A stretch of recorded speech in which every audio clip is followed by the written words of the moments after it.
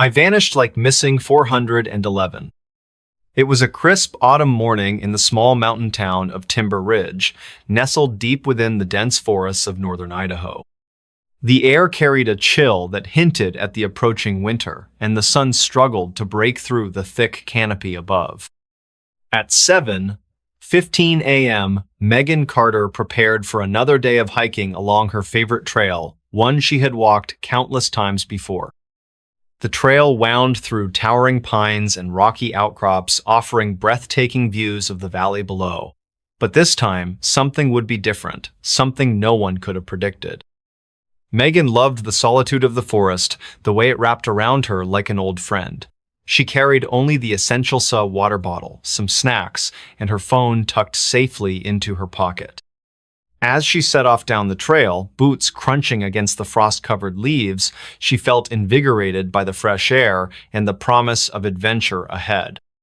Yet, as the hours passed and the path grew increasingly isolated, a strange unease began to settle over her. By mid-morning, Megan reached a clearing she knew well, a wide expanse of grass surrounded by ancient trees whose branches stretched skyward like skeletal fingers. It was here that she paused to take in the scenery, snapping a few photos with her phone. That's when she noticed a faint humming sound, barely audible over the rustling leaves and chirping birds. Curious, she turned in a slow circle, trying to pinpoint its source. The hum grew louder, more insistent, until it filled her ears completely, drowning out all other sounds. Suddenly, the world around her seemed to shift. The once familiar landscape blurred at the edges, colors fading into shades of gray as if viewed through frosted glass. Megan stumbled backward, disoriented, her heart pounding wildly in her chest. "What's happening?" she whispered, clutching her phone tightly as if it might anchor her to reality.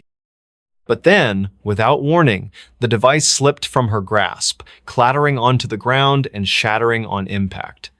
Panic surged through her as she realized she was completely cut off from help. The clearing now appeared eerily still, the previously lively atmosphere replaced by an oppressive silence that pressed against her eardrums. Shadows moved unnaturally in the corners of her vision, darting between trees and vanishing just as quickly. Megan called out, her voice trembling slightly, but there was no response, only the unsettling sensation of being watched. She tried to retrace her steps, retracing the path she had taken earlier, but each turn led her deeper into unfamiliar territory. The trail markers she relied on were gone, replaced by tangled underbrush and fallen logs that blocked her way.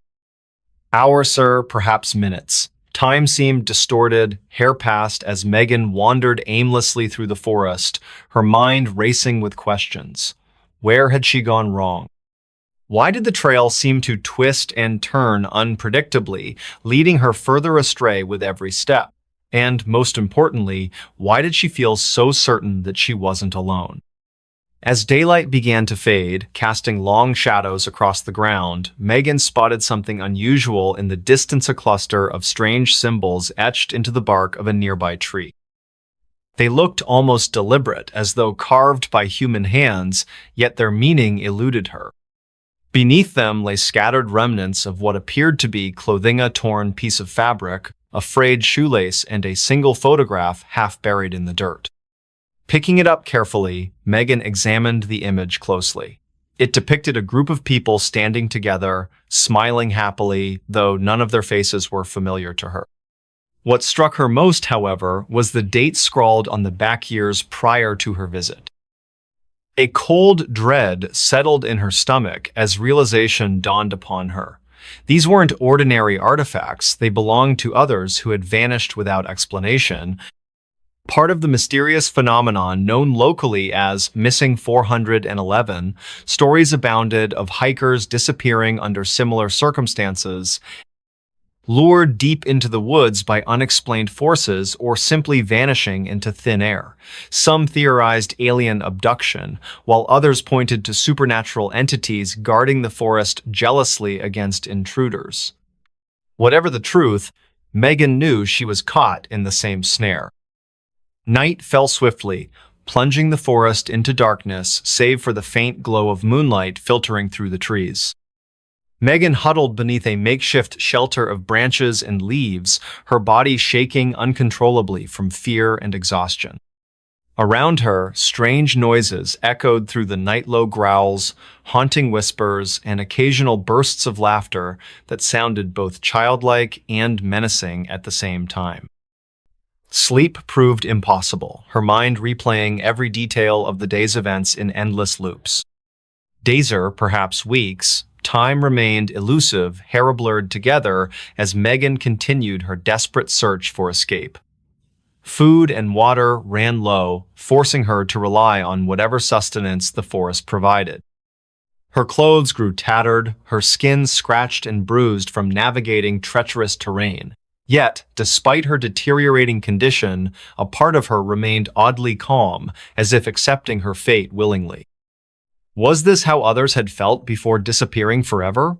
Trapped in an endless loop, unable to break free from the forest's grip? One evening, as twilight painted the sky in hues of orange and purple, Megan stumbled upon a peculiar sight: a cabin hidden deep within the woods, its windows dark but its door slightly ajar. Hope surged within her as she approached cautiously, calling out in case anyone might be inside. When no answer came, she pushed the door open gently, stepping inside to find the interior eerily intact. Furniture stood arranged neatly, books rested on shelves, and personal belongings littered surfaces as if their owners had left suddenly and never returned.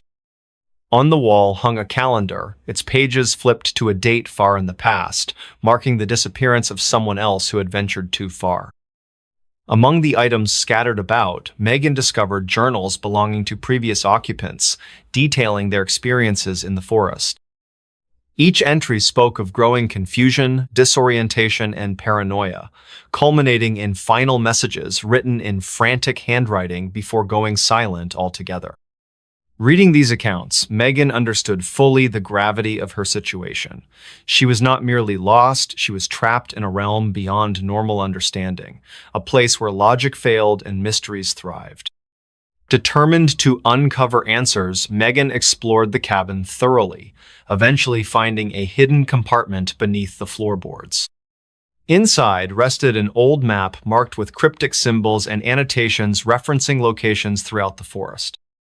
Following its directions, she ventured further than ever before, encountering sights both beautiful and terrifying: waterfalls cascading endlessly upward, meadows bathed in perpetual twilight, and creatures unlike anything she had ever seen before.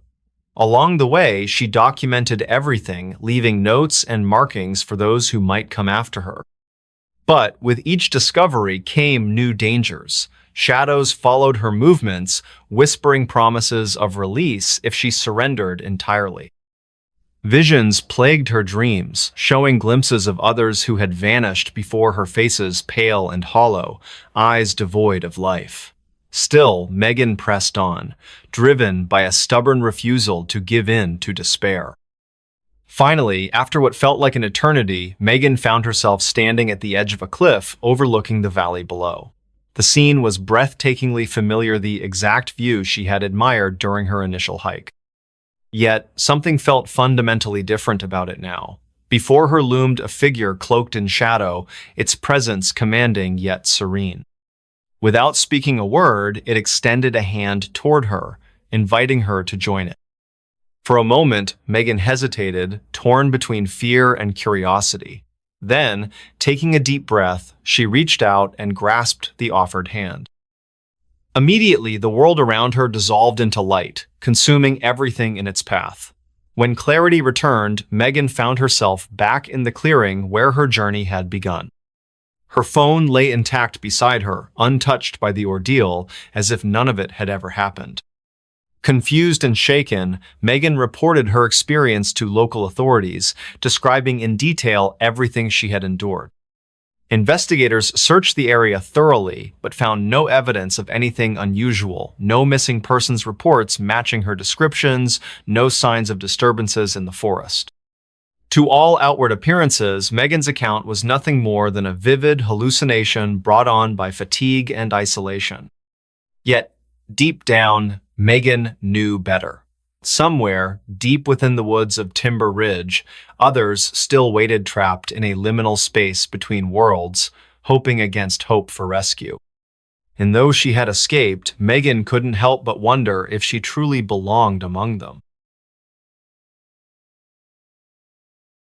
Bigfoot whispered my name at night.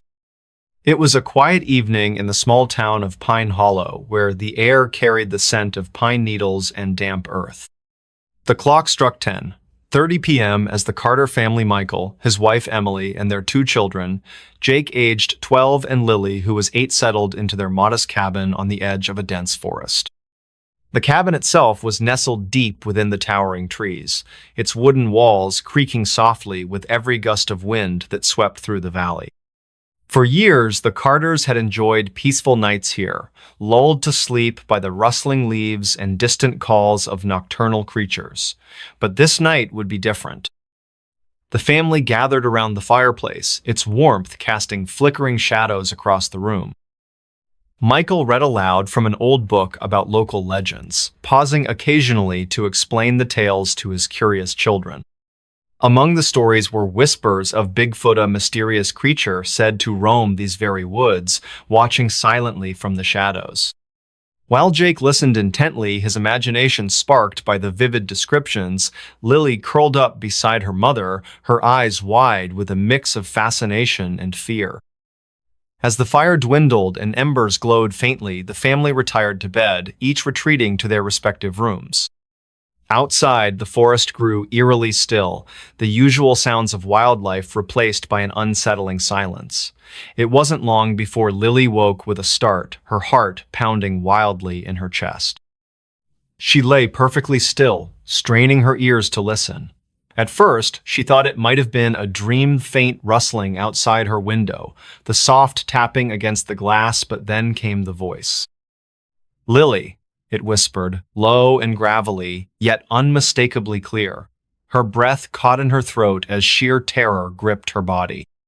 The voice wasn't human.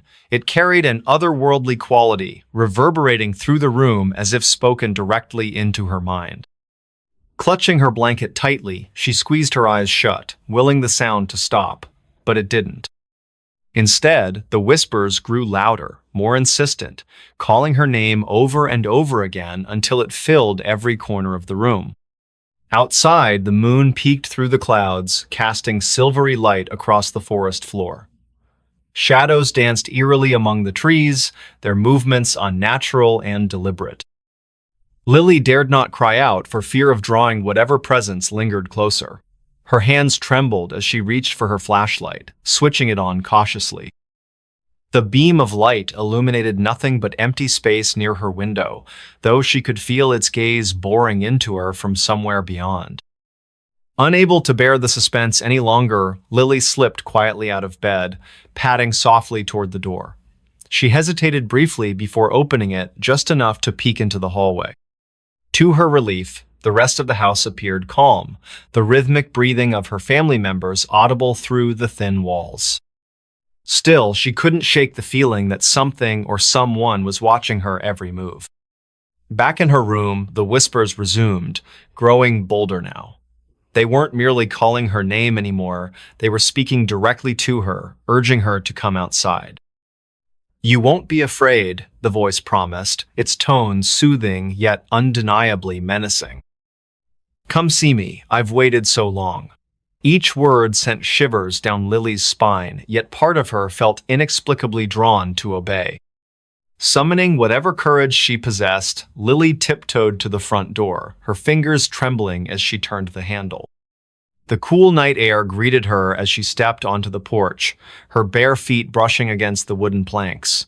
The forest loomed ahead, its darkness impenetrable even under the pale glow of the moon. Yet, amidst the shadows, she spotted Movemanta's massive figure standing motionless at the edge of the tree line. Its form was hulking, its shoulders broad and covered in thick fur that shimmered faintly in the moonlight. Its head tilted slightly, studying her with eyes that glowed like embers in the dark.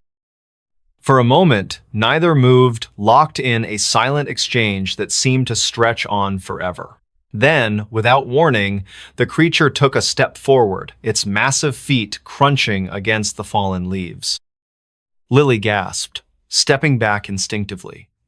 "Stay away," she shouted, her voice cracking slightly. The creature paused, tilting its head once more as if considering her words. Then, slowly, it raised one hand, pointing toward the forest. "Follow me," it whispered, its voice resonating through the night air. Paralyzed with fear but unable to look away, Lily stood frozen as the creature turned and disappeared into the depths of the woods. Behind her, the door creaked open as Michael emerged, alerted by her cries. "Lily, what's wrong?" he asked, his voice laced with concern. But when he looked where she pointed, there was nothing, only the endless expanse of trees swaying gently in the breeze. Inside, the family huddled together, trying to make sense of what had happened. Emily held Lily tightly, her own fear masked by maternal instinct. Michael grabbed a flashlight and ventured cautiously into the woods, searching for any sign of the mysterious figure. But the forest remained silent, its secrets hidden beneath layers of shadow and mist. In the days that followed, strange occurrences plagued the cabin.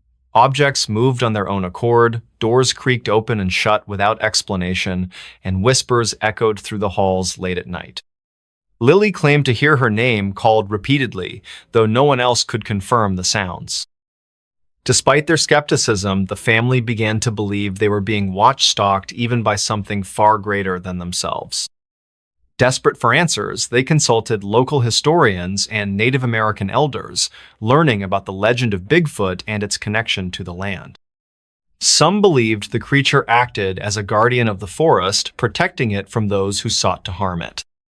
Others spoke of encounters with beings who communicated telepathically, offering guidance or warnings depending on intent. Regardless, the parallels between these accounts and their own experiences were undeniable. Weeks turned into months, and the haunting continued. Sleep eluded the Carters as they listened helplessly to the whispers that filled their home. Eventually, they made the difficult decision to leave Pine Hollow behind, relocating to a city far removed from the forest and its mysteries. For a time, peace returned to their lives. They rebuilt routines, finding comfort in the familiarity of urban surroundings. Yet every now and then, during quiet nights when the world seemed most still, Lily swore she heard it again, that same gravelly voice whispering her name softly in the dark. Years later, the Carters rarely spoke of their ordeal. Though grateful for their escape, they couldn't shake the feeling that the forest and its enigmatic inhabitant hadn't truly let go. Somewhere, deep within the woods surrounding Pine Hollow, Bigfoot still waited, watching, listening, ready to call another name into the night. Hookman left his claw behind. It was a chilly autumn evening in the small town of Willow Creek, where the air carried the scent of fallen leaves and damp earth. The clock struck 9:45 p.m. as Emily Carter sat nervously in her car, parked near the edge of a darkened forest at the end of Maple Lane. Beside her sat her boyfriend, Mark Thompson, his arm resting casually on the back of the seat as he tried to reassure her with light conversation. The forest loomed ominously ahead, its towering trees casting long shadows across the road, even under the pale glow of the moon. Neither spoke of the reason they were there, the infamous legend of the Hookman. The story had been whispered among their friends for years, passed down like an urban myth meant to scare teenagers into behaving themselves. According to local lore, the Hookman was a disfigured killer who roamed the woods at night, searching for unsuspecting victims. His weapon of choice? A jagged, claw-like hook that replaced one of his handsaw, gruesome reminder of his violent past. Some claimed he had died decades ago, while others swore he still stalked the area, drawn by the fear of those who dared visit his domain after dark. Tonight, Emily and Mark found themselves testing the truth behind those tales. As they sat in silence, the forest grew eerily quiet, the usual sounds of wildlife replaced by an unsettling stillness. A sudden gust of wind rattled the car windows, making Emily jump. "Do you think it's true?" she asked softly, her voice trembling slightly despite her attempts to sound brave. Mark chuckled nervously, though his grip on the steering wheel tightened involuntarily. "Of course not," he replied, forcing a reassuring smile. "It's just a story." But then came the sound of faint scratching noise against the roof of the car, followed by a soft thud as if something heavy had landed nearby. Both froze, their hearts pounding wildly in unison. "What was that?" Emily whispered, her eyes darting toward the rearview mirror. Outside, the forest remained silent, its shadows unmoving, yet somehow more menacing now. Mark turned the key in the ignition, preparing to drive away, but the car engine refused to start. Panic surged through them as they realized they were trapped. From somewhere beyond the tree line emerged a figure tall, gaunt, and cloaked in darkness. Its face was obscured by shadow, but its presence radiated an undeniable menace. In one hand, it held what appeared unmistakably to be a hooked blade, glinting faintly in the moonlight. Emily screamed, throwing herself against the passenger door as the figure approached slowly, deliberately. Each step echoed through the night, amplifying their terror until it felt almost unbearable. "Stay calm," Mark urged, though his own voice betrayed his fear. He fumbled with the keys, praying the engine would cooperate, but nothing happened. The figure reached the car window now, its claw scraping lightly against the glass. Inside, Emily sobbed uncontrollably, clutching her purse tightly as if it might protect her from whatever horror awaited outside. Mark grabbed a flashlight from the glove compartment, shining it directly at the figure in hopes of driving it back. But instead of retreating, the creature tilted its head slightly, studying them with unnatural curiosity. Then, without warning, it vanished, disappearing into the shadows as quickly as it had appeared. Emily and Mark sat frozen for several moments, unsure whether to believe their eyes. Finally, the car engine roared to life and they sped away from the forest as fast as possible. Behind them, the hookman's laughter echoed through the night, chilling them to the bone. Back at Emily's house, they collapsed onto the couch, breathing heavily as adrenaline coursed through their veins. Their relief was short-lived, however, when Emily noticed something peculiar inside her pursy single, rust-stained claw resting among her belongings. Her breath caught in her throat as sheer terror gripped her body once again. "He left it behind," she stammered, her voice barely audible over the sound of her own pulse pounding in her ears. Mark examined the object closely, his fingers trembling slightly as he touched it. It was unmistakably Riala, grotesque relic of the hookman's existence. Yet, how had it gotten there? Neither could remember opening their bags during the encounter, nor did they recall seeing him drop anything before disappearing. The implications were terrifying. They weren't merely being watched, they were being toyed with. Over the following days, strange occurrences plagued Emily and Mark's lives. Shadows moved unnaturally in the corners of their vision, whispers filled the air even when no one else was present, and occasionally, they heard the faint scratching sound that reminded them all too vividly of that fateful night. Sleep became impossible, their minds replaying every detail of the encounter in endless loops. Desperate for answers, they consulted local historians and paranormal investigators, learning about similar cases involving the hookman.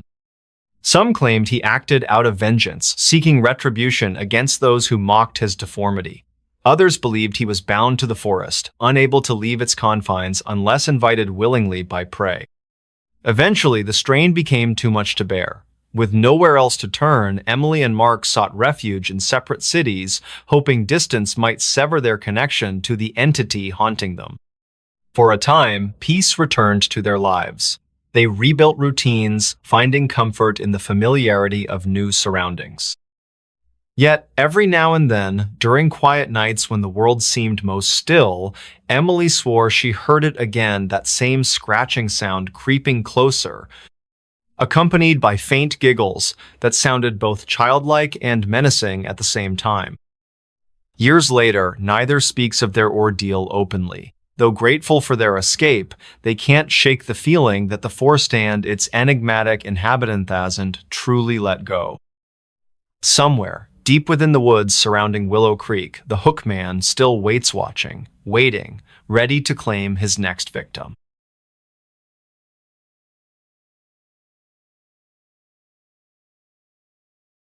Cropsy breathed outside our window. It was a dark and stormy night in the small town of Willow Hollow, where the air carried an unsettling chill that seemed to seep into every corner. The clock read 11:30 p.m. as the Carter family, Mark, his wife Emily, and their two children, Jake, aged 12, and Lily, who was 8, settled into their modest home on Pine Lane. The house stood nestled among towering trees, its wooden walls creaking softly with every gust of wind that swept through the valley. For years, the Carters had enjoyed peaceful nights here, lulled to sleep by the rustling leaves and distant calls of nocturnal creatures. But this night would be different. The family gathered in the living room, the warm glow of the fireplace casting flickering shadows across the walls. Mark read aloud from an old book about local legends, pausing occasionally to explain the tales to his curious children. Among the stories were whispers of Cryptids, a mysterious figure said to haunt these very woods, lurking in the shadows and preying on unsuspecting victims.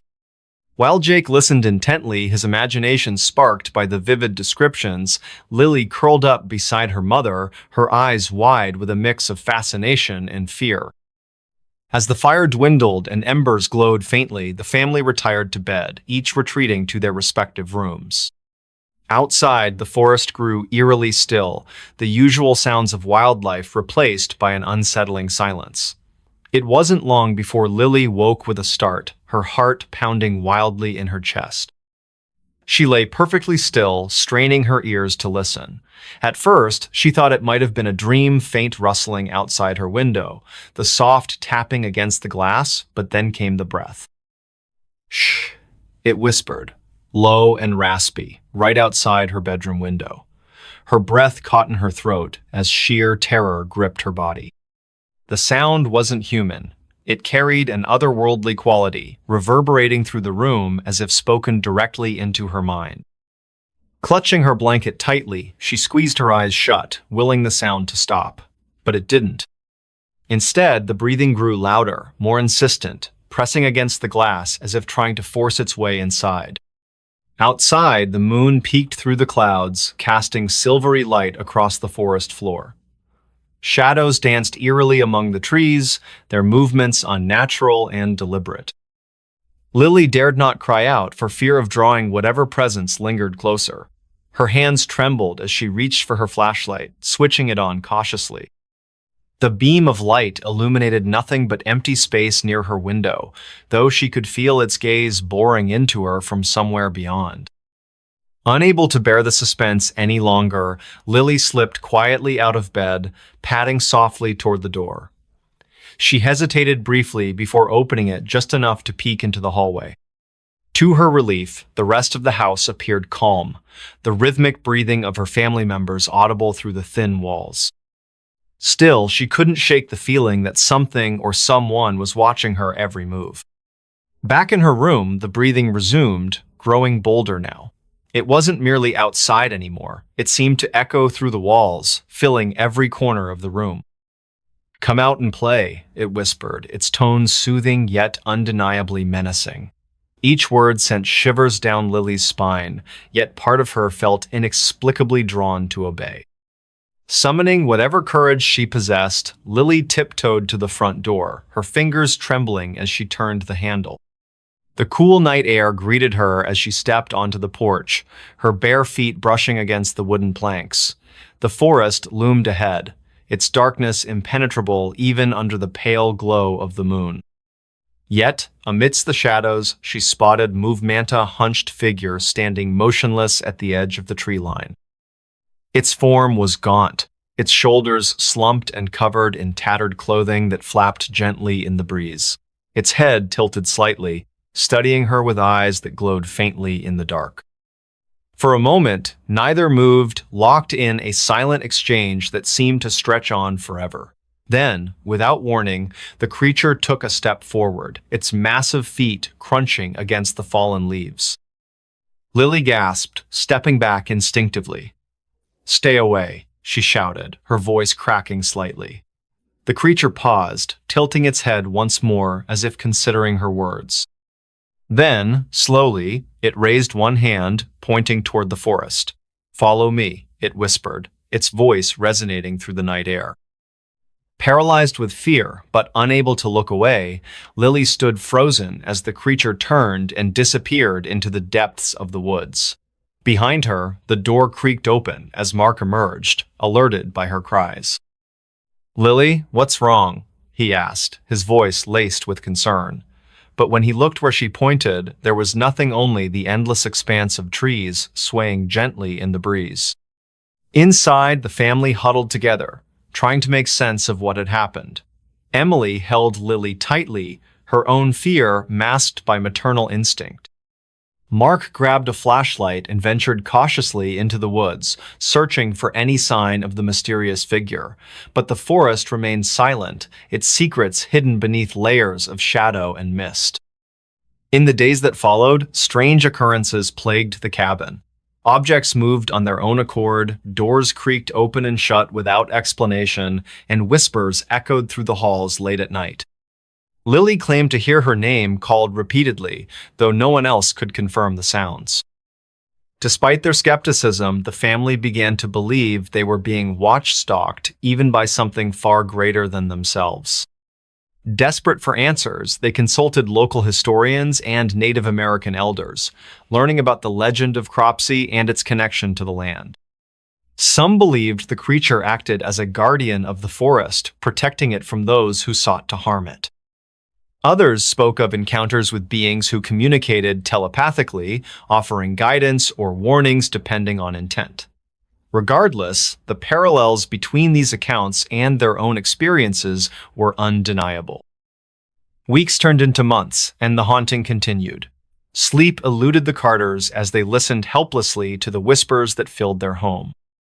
Eventually, they made the difficult decision to leave Willow Hollow behind, relocating to a city far removed from the forest and its mysteries.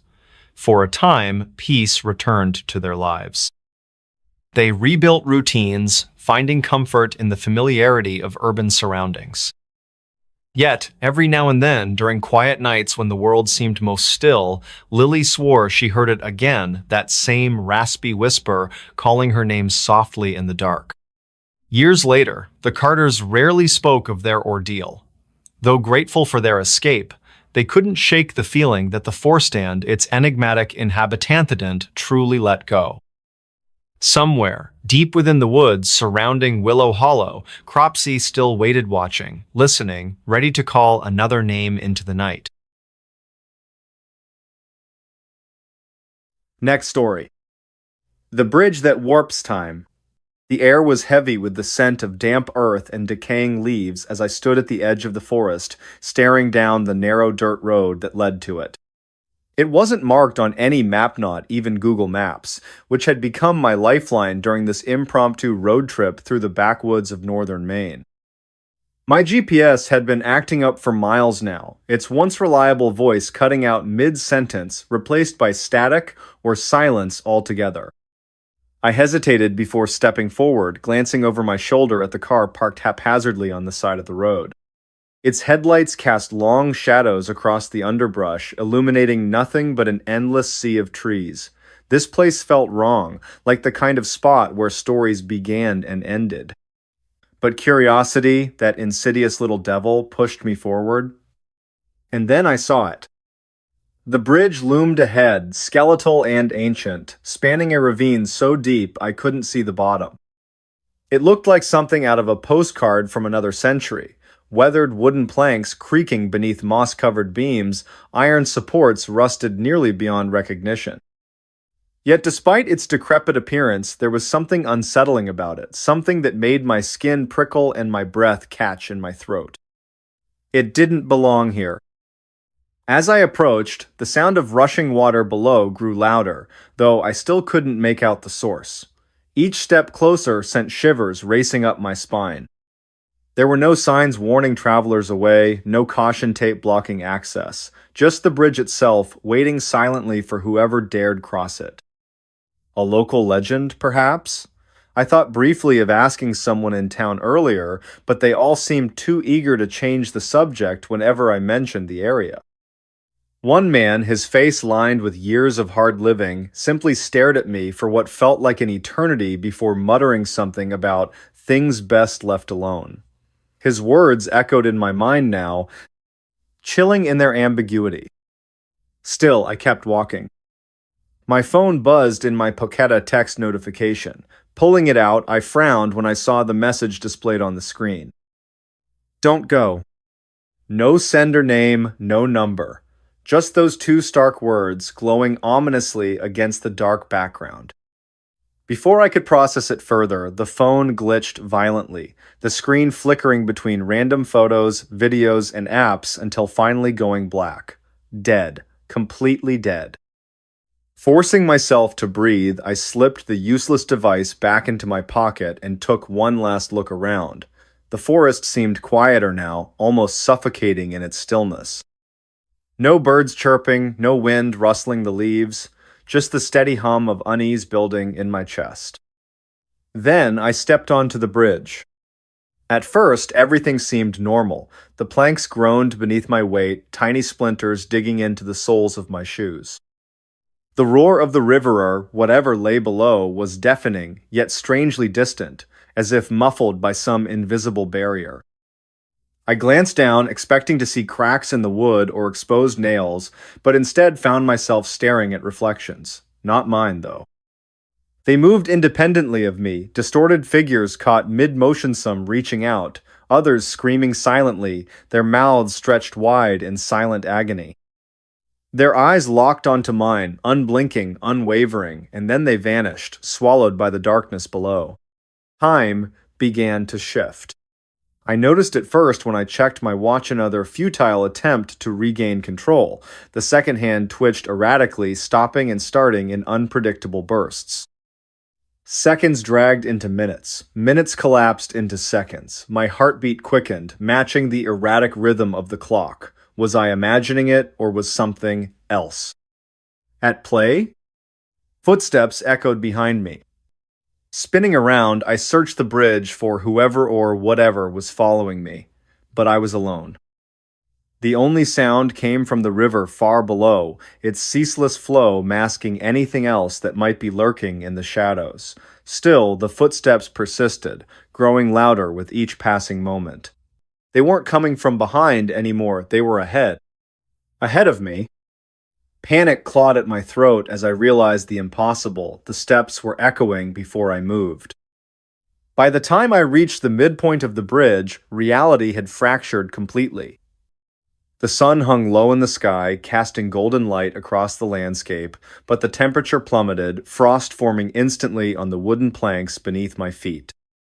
Night fell abruptly, stars winking into existence above me as though triggered by some cosmic switch. Then dawn broke again, painting the world in hues of pink and orange.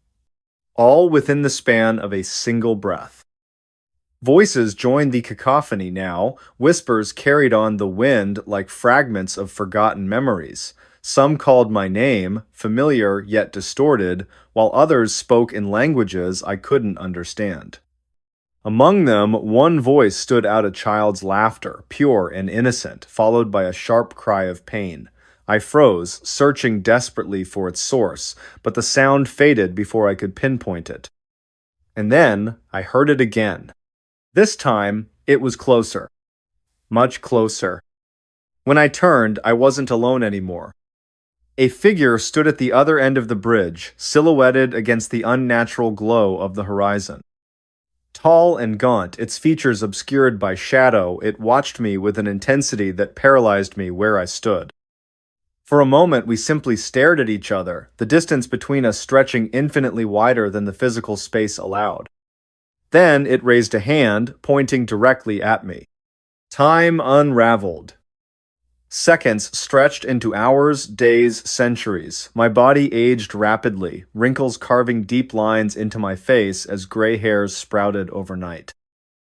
Yet somehow I remained conscious throughout the transformation, trapped in a loop of perpetual decay and renewal. Memories blurred together, overlapping and fracturing until I couldn't tell what was real and what was illusion. Around me, the bridge twisted and contorted, becoming less a structure and more a liminal space, a threshold between worlds. Figures appeared and disappeared without warning, their faces frozen in expressions of terror or grief. Shadows slithered along the ground, writhing like living creatures, while the voices grew louder, drowning out all rational thought. Somewhere amidst the chaos, I stumbled upon a horrifying truth. Time wasn't just warped, it was alive, conscious, sentient, and it wanted me. Or rather, it wanted to keep me. As the realization dawned, the bridge began to collapse around me, wooden planks splintering and falling into the abyss below. Desperation fueled my movements, forcing me to run despite the overwhelming fatigue threatening to consume me. Every step felt heavier than the last, gravity pulling me downward with increasing ferocity. Finally, after what felt like an eternity, I burst free of the bridge and collapsed onto solid ground. Gasping for air, I rolled onto my back, staring up at the sky. It was night again, the stars twinkling innocently overhead. Everything seemed normal, too normal. That's when I noticed him. Standing a few feet away, watching me with an expression somewhere between pity and amusement, was a younger version of myself. He looked exactly as I had mere moments ago, before the bridge drained decades from my life. Our eyes met, and for a brief instant I saw understanding flash across his face. He knew. Knew what? Before I could ask, he smiled faintly and shook his head, mouthing a single word. Run.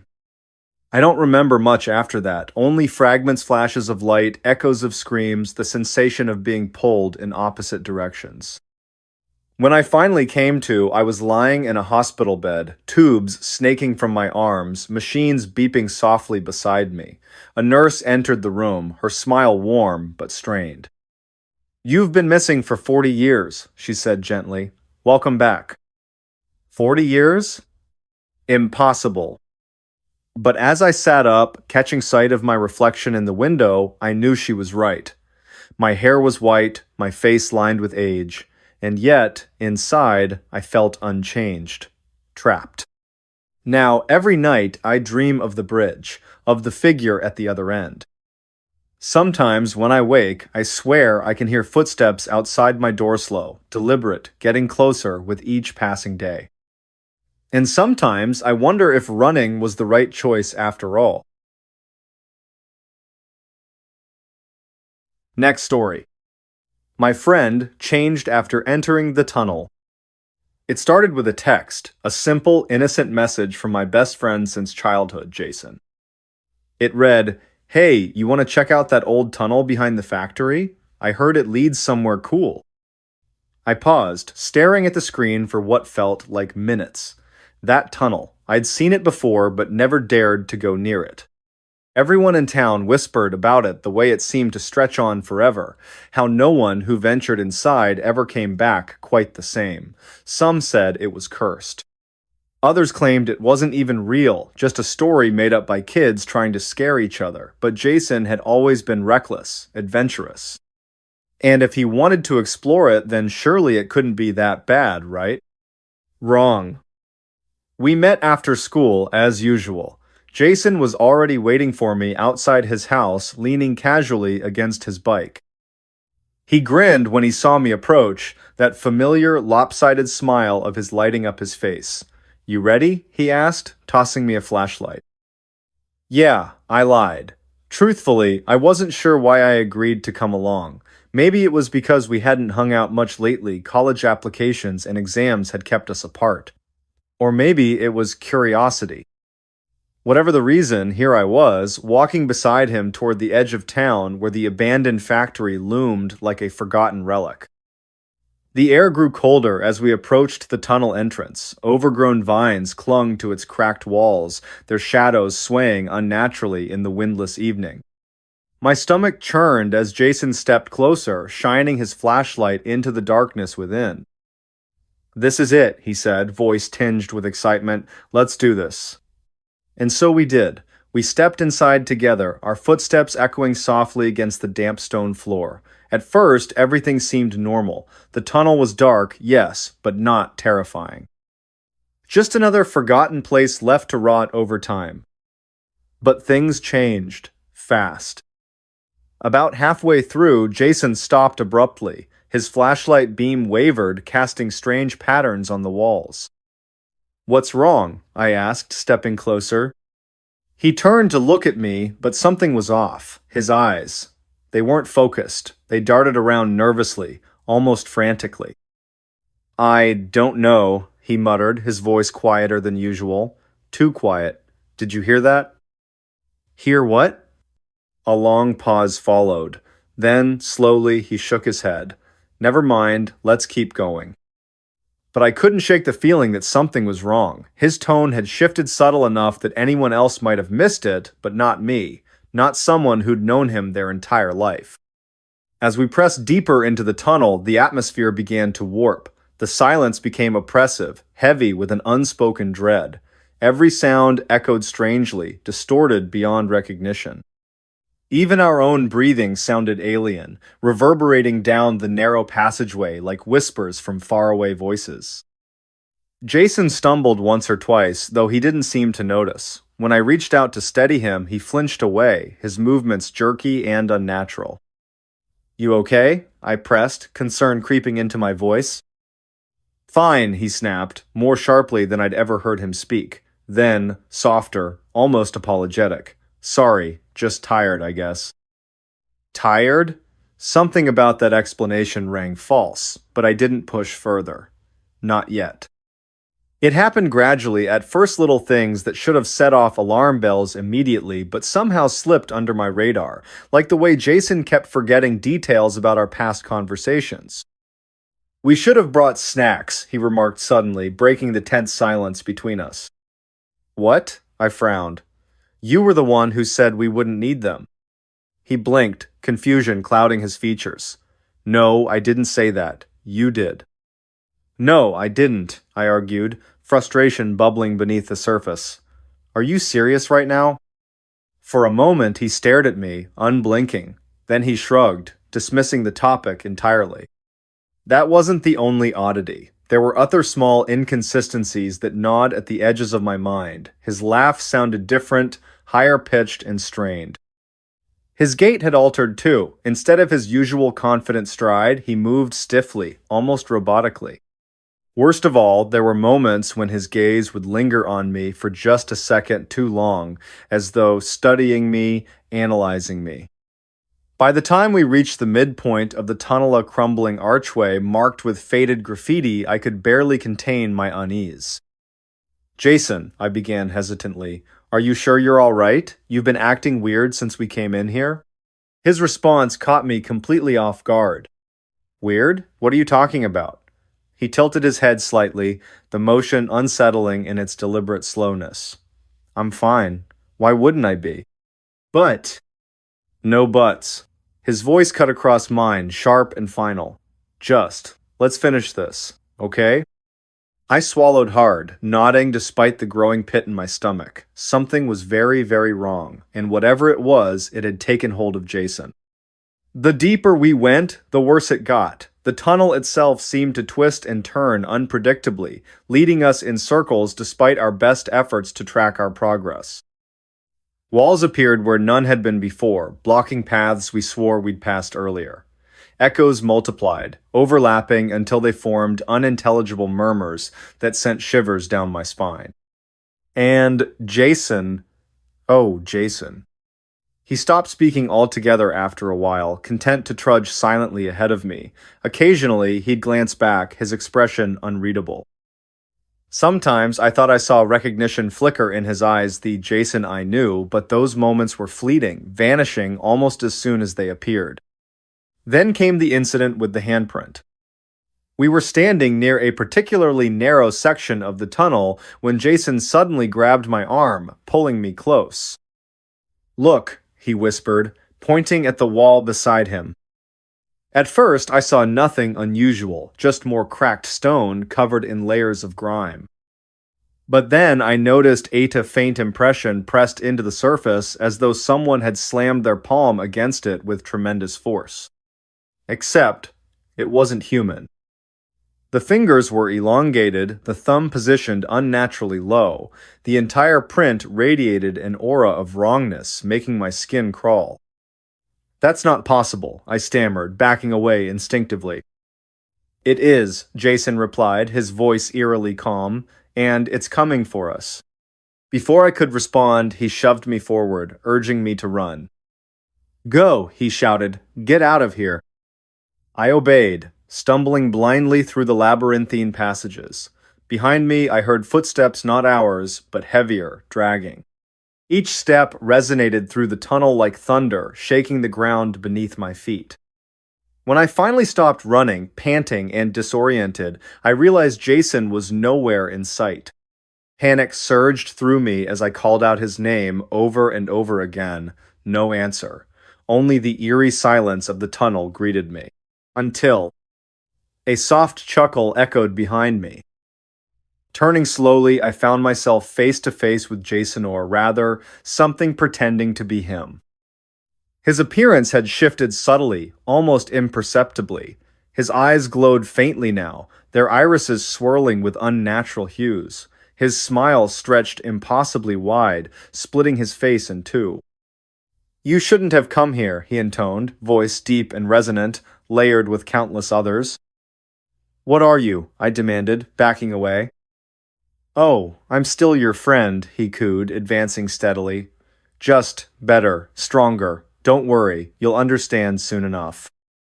"No!" I screamed, turning tail and bolting once more. But no matter how fast I ran, his laughter pursued me, filling the tunnel with an unbearable cacophony of mocking voices. And then, just as I thought I might lose him for good, I heard Ida's faint whisper carried on the wind. "Help me." The voice was unmistakable. It belonged to the real Jason. I froze, torn between hope and terror. Should I go back? Could I trust what I'd heard? Before I could decide, a cold hand closed around my ankle, yanking me backward. Looking down, I saw a face emerging from the shadows of face identical to mine. "Your turn," it whispered, dragging me into the abyss. When I woke, I was alone. The tunnel stood empty, its entrance yawning open like a mouth waiting to swallow me whole. Shaking, I staggered out into the sunlight, gasping for breath. But as I glanced at my reflection in a nearby puddle, I noticed something strange. My eyes. They weren't mine anymore.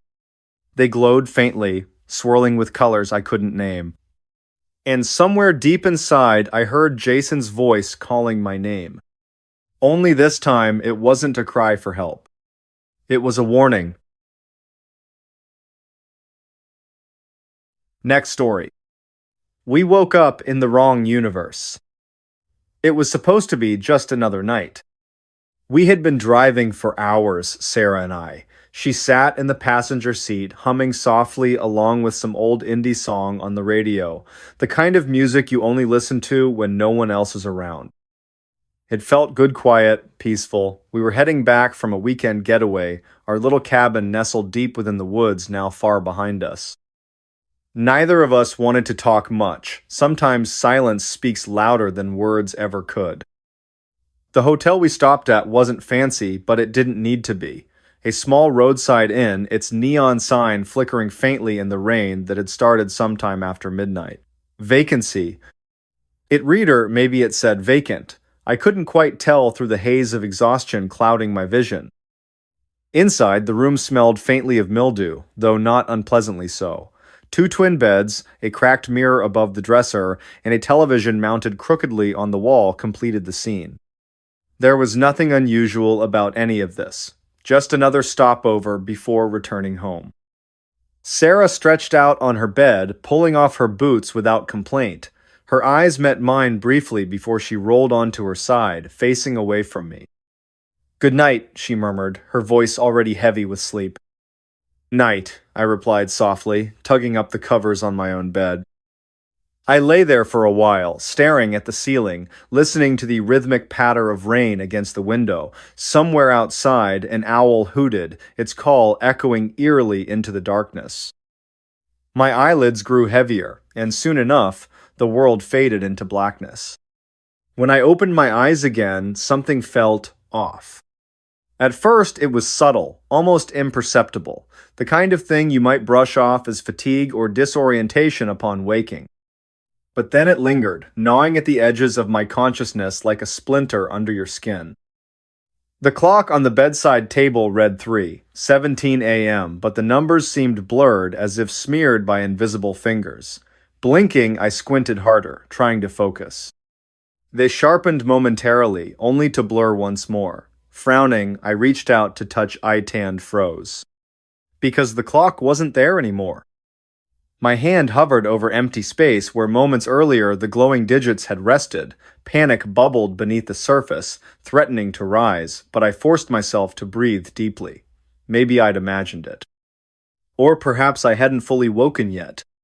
Turning my head, I glanced towards Sarah's bed, except it wasn't Sarah lying there.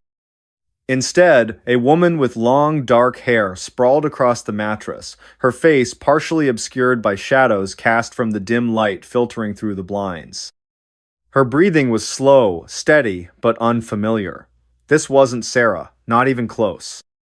And yet, when I called out her name tentatively, hesitantly she stirred. She blinked awake, her expression groggy but warm.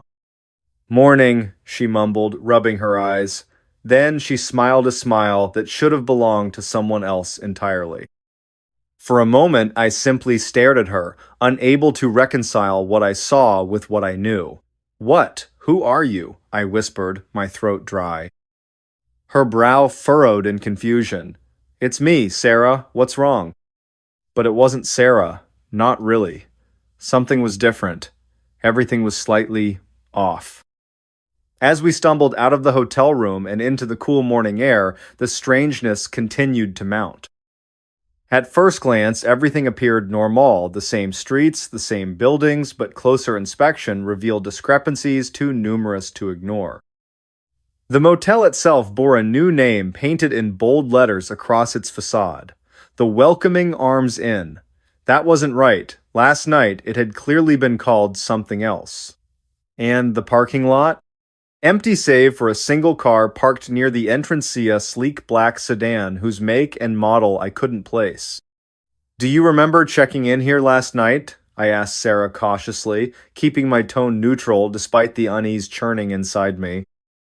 She frowned, glancing around. "Of course, why wouldn't I?" "But did the sign say Welcoming Arms?" "No." She paused, her gaze narrowing. "Wait, are you saying it didn't?" "I'm saying I don't think it did." Her lips pressed together in thought. For a second, I thought I detected uncertainty flickering across her features, but then it vanished, replaced by certainty. "You must have dreamed it," she said firmly.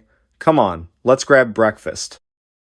Breakfast turned out to be equally unsettling. The diner we entered looked familiar enough, down to the vinyl booths and Formica countertops, yet the menu items listed dishes neither of us recognized. Pancakes made from squid ink batter, coffee brewed with lavender instead of beans. Even the waitress seemed peculiar, her movements robotic, her smile fixed unnaturally wide. "What do you want?" she asked brusquely, pen poised over her pad. I hesitated, glancing at Sarah. I'll have pancakes." "Squid ink or chocolate swirl?" she prompted. "Just regular pancakes," I insisted. She tilted her head, puzzled. "Regular isn't an option." Before I could argue further, Sarah interjected smoothly, ordering both our meals. As she spoke, I noticed how differently she carried herself compared to the night before.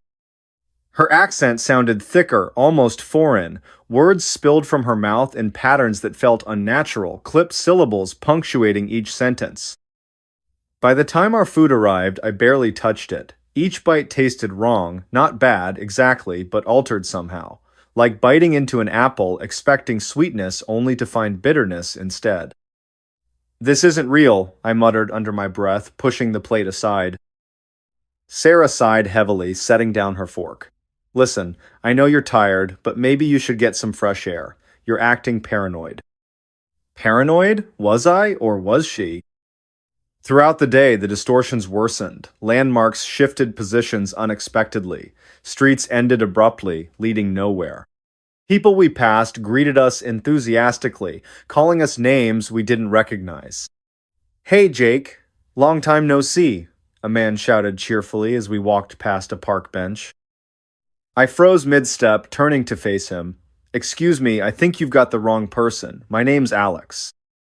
He chuckled, shaking his head. Alex? No way. You've always gone by Jake. Since high school, remember? High school? What was he talking about? I'd never met this guy in my life. Sarah stepped forward, placing a reassuring hand on my arm. Ignore him, she murmured quietly. He's drunk. But was he? Or was I? Doubt crept in like frost spreading across glass. How could anyone be sure of anything in a world like this?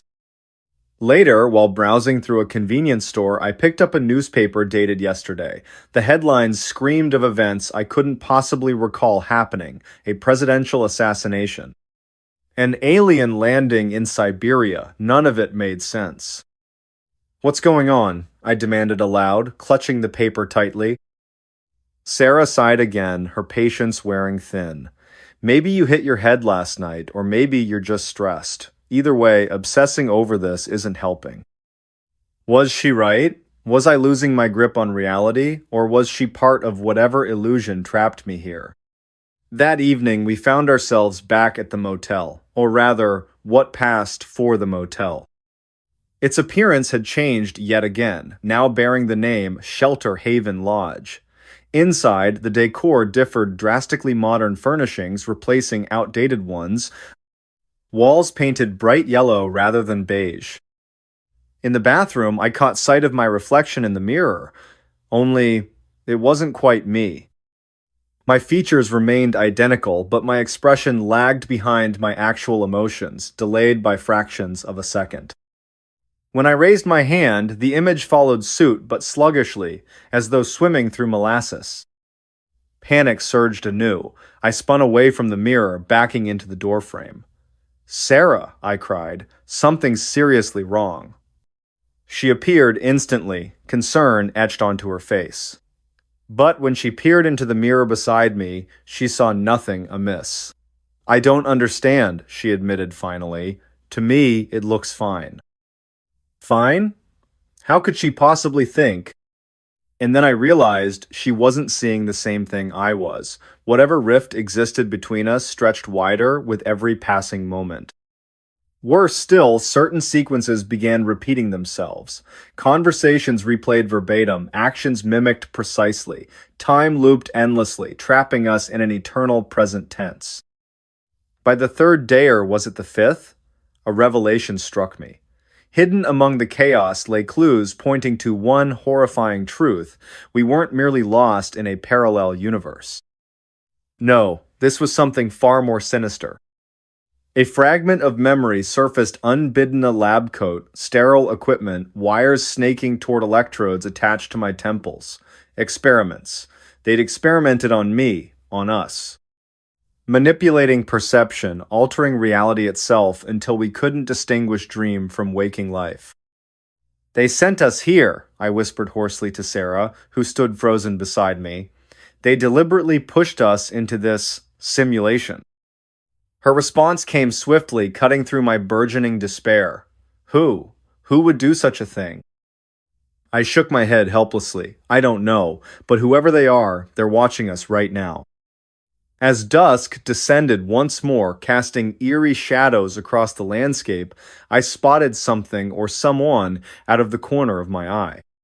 Across the street, walking leisurely along the sidewalk, was another version of myself, identical in every detail except one. His eyes gleamed coldly, devoid of warmth or humanity. Our gazes locked briefly, and in that instant I understood. He wasn't me, he was them, their creation, their puppet. Behind me, Sarah gasped sharply. Did you see that? Yes, I breathed, terror gripping my chest, and there's no way back. Next story. The pale thing in the cornfield. I saw it between the stalks. I don't know where to begin. I suppose I should start with the cornfields, those endless rows of green, stretching out like a sea under the summer sun. They were everywhere when I came back home. Or what used to be my home. My family's farm sat nestled between them, surrounded by acres upon acres of stalks, so tall they seemed to scrape the sky. It was supposed to be temporary, a few weeks, helping out before heading back to the city, but something about those fields felt wrong from the moment I arrived. The first night, I didn't think much of it.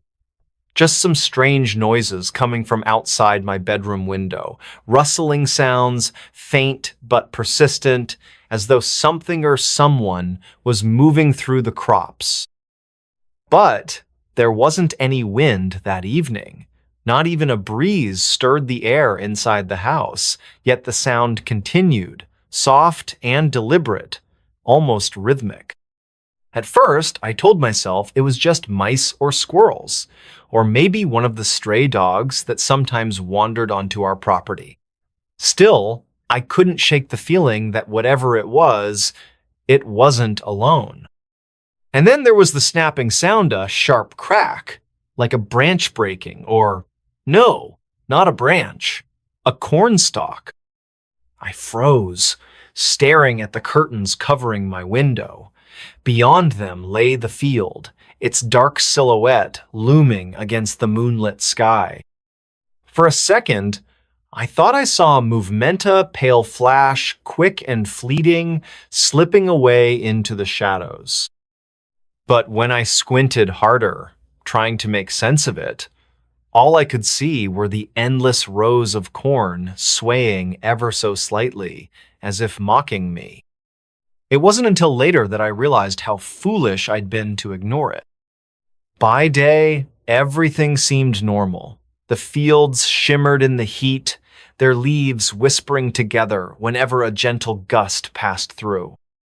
Dad would send me out to check on things, make sure the irrigation lines weren't clogged, count the ears ready for harvest. I'd trudge along the dirt paths, cutting through the crop, feeling nothing more than sweat dripping down my neck and the weight of the sun above me. But at night, everything changed. The whispers started small. At first, it was just Mom. She mentioned offhandedly over dinner one evening, "You know, your grandfather always said there was something strange about these fields." Her voice dropped lower, almost conspiratorial. Though she tried to play it off as a joke, he claimed he once saw a figure out there late at night, said it looked human, but too thin, too pale, like it didn't belong here. Dad snorted, dismissing her words with a wave of his hand. "Your grandpa liked his whiskey," he said gruffly. "If you ask me, he probably mistook a scarecrow for a ghost." Mom laughed nervously, but I noticed the way her eyes darted toward the window behind him. Neither of them brought it up again after that. Still, I wondered, maybe it was curiosity, or maybe it was stupidity. But part of me wanted to find out for myself whether there was anything to the old stories. So one night, armed only with a flashlight and a stubborn streak, I decided to venture into the cornfield. The air was thick, heavy with humidity, pressing down on my chest like an invisible hand. As I stepped off the porch and into the field, the crunch of gravel beneath my boots echoed unnaturally loud in the silence. Then came the smelty, earthy tang of soil mixed with the sharp sweetness of crushed husks. It filled my nostrils, clinging to every breath I took. I shone the flashlight beam ahead, carving a narrow path through the towering stalks. Everything looked the same, row after row of identical plants, their leaves brushing against each other with a dry rustle. But as I walked deeper, the light began to falter. Shadows pooled around me, darker than they should have been, swallowing the glow of my flashlight whole. It was disorienting, like stepping into another world entirely. And then I heard it. A sound not loud but unmistakable, something moving nearby, not footsteps exactly, more like dragging, uneven, and halting as if whatever made it wasn't walking properly. My heart leapt into my throat, and I swung the flashlight wildly, searching for the source. Nothing, just the endless rows of corn, standing silent and still. Or so I thought. There it was again, this time closer, louder. A snap, another stalk breaking, followed by the wet crunch of something shifting through the undergrowth. My pulse raced, pounding in my ears. I told myself to turn around, to head back to the safety of the house, but my feet wouldn't obey. Instead, I pressed forward, drawn by some primal need to understand what lurked within those walls of green. That's when I saw caught a glimpse of it. Out of the corner of my eye, a flash of pale skin gliding between the stalks. Too pale, almost translucent, and moving wrong. Jerky, unnatural movements, like a puppet being manipulated by unseen strings. Its limbs stretched impossibly long, reaching further than they should have, twisting in ways that defied logic. I stumbled backward, nearly dropping the flashlight. Whatever it was, it had seen me now. I could feel its gaze boring into me, cold and unblinking, even though I couldn't see its face. Panic surged through me, overriding reason. Without thinking, I turned and ran. Running through a cornfield in the dark is not easy. The stalks clawed at my arms, snagging my clothes, forcing me to zigzag through the maze-like rows. Behind me, I could hear it following breathing, ragged and labored, each exhalation a hot gust against the base of my neck. Sometimes I thought I could feel its fingers grazing my skin, though whenever I glanced over my shoulder, there was nothing there. Eventually, I burst free of the field, tumbling onto the hard-packed dirt road leading back to the house. The creature didn't follow me beyond the edge of the crops, but I knew it was still watching. I could sense its presence lingering just out of sight, waiting patiently for me to return. When I finally reached the safety of the porch, I collapsed against the doorframe, trembling uncontrollably. Inside, Mom called out worriedly, asking why I was shaking so badly. I lied, telling her I'd tripped and scraped my knee. She didn't press me further, but I saw the concern etched across her face. Over the next few days, I tried to convince myself it was all in my head. Maybe exhaustion had gotten to me, or perhaps I really had imagined the whole thing. But the signs kept piling up. More rustling sounds at night, more snapped stalks littering the ground near the house. And worst of all, faint outlines appearing in the distance during sunrise, tall, gangly figures standing motionless among the corn, their faces obscured by the morning haze. One morning, I swore I saw one of them looking directly at me, its head tilted slightly, as if studying me before melting back into the rows. When I told Dad about it, he dismissed it with a grunt. "Probably just a deer," he muttered, refilling his coffee cup. But his knuckles went white around the handle, and for the first time I noticed the revolver tucked into the waistband of his jeans. The final confrontation happened on the last night I spent there. By then, I knew better than to go near the fields alone, but desperation drove me anyway. I needed answers, closure, anything to explain what was happening. Armed with a lantern this time, I ventured back into the depths of the crop, determined to confront whatever dwelled within. This time, it found me first.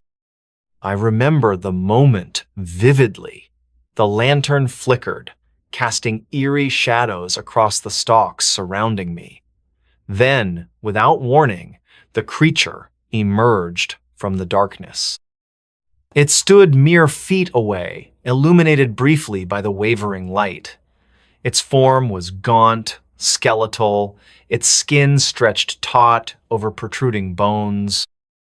Eyes black voids, devoid of life, stared straight into mine, unblinking and unyielding.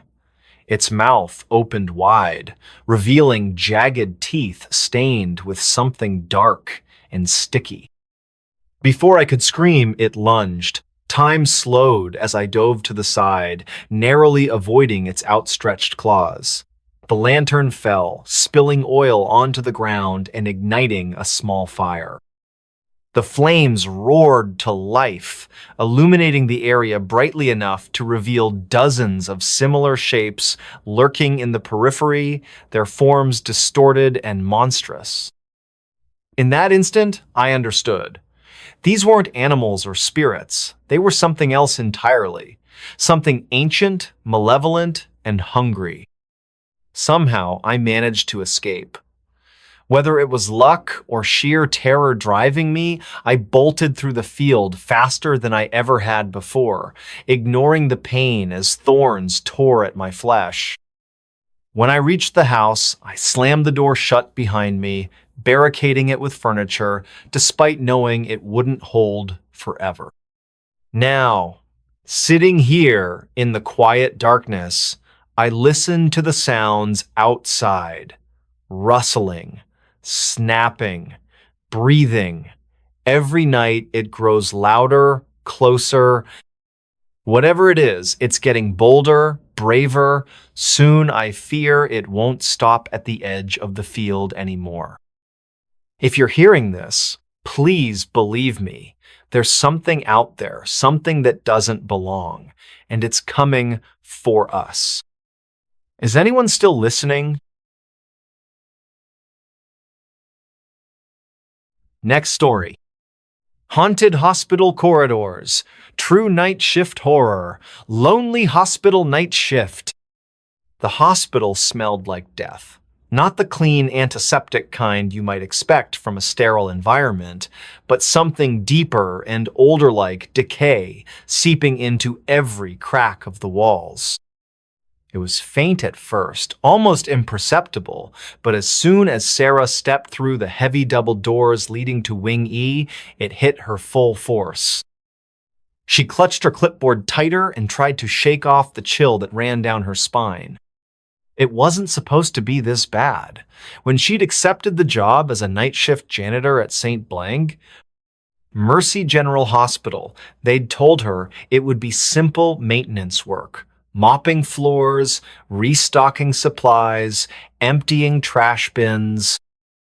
They hadn't mentioned the dimly lit hallways, the creaking floorboards, or the unsettling silence broken only by the occasional hum of malfunctioning equipment.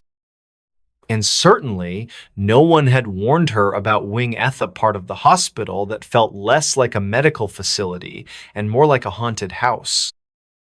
Sarah adjusted her radio on her belt for what felt like the 100th time since starting her shift. Static buzzed intermittently, making her wonder if anyone could even hear her calls anymore. "Dispatch?"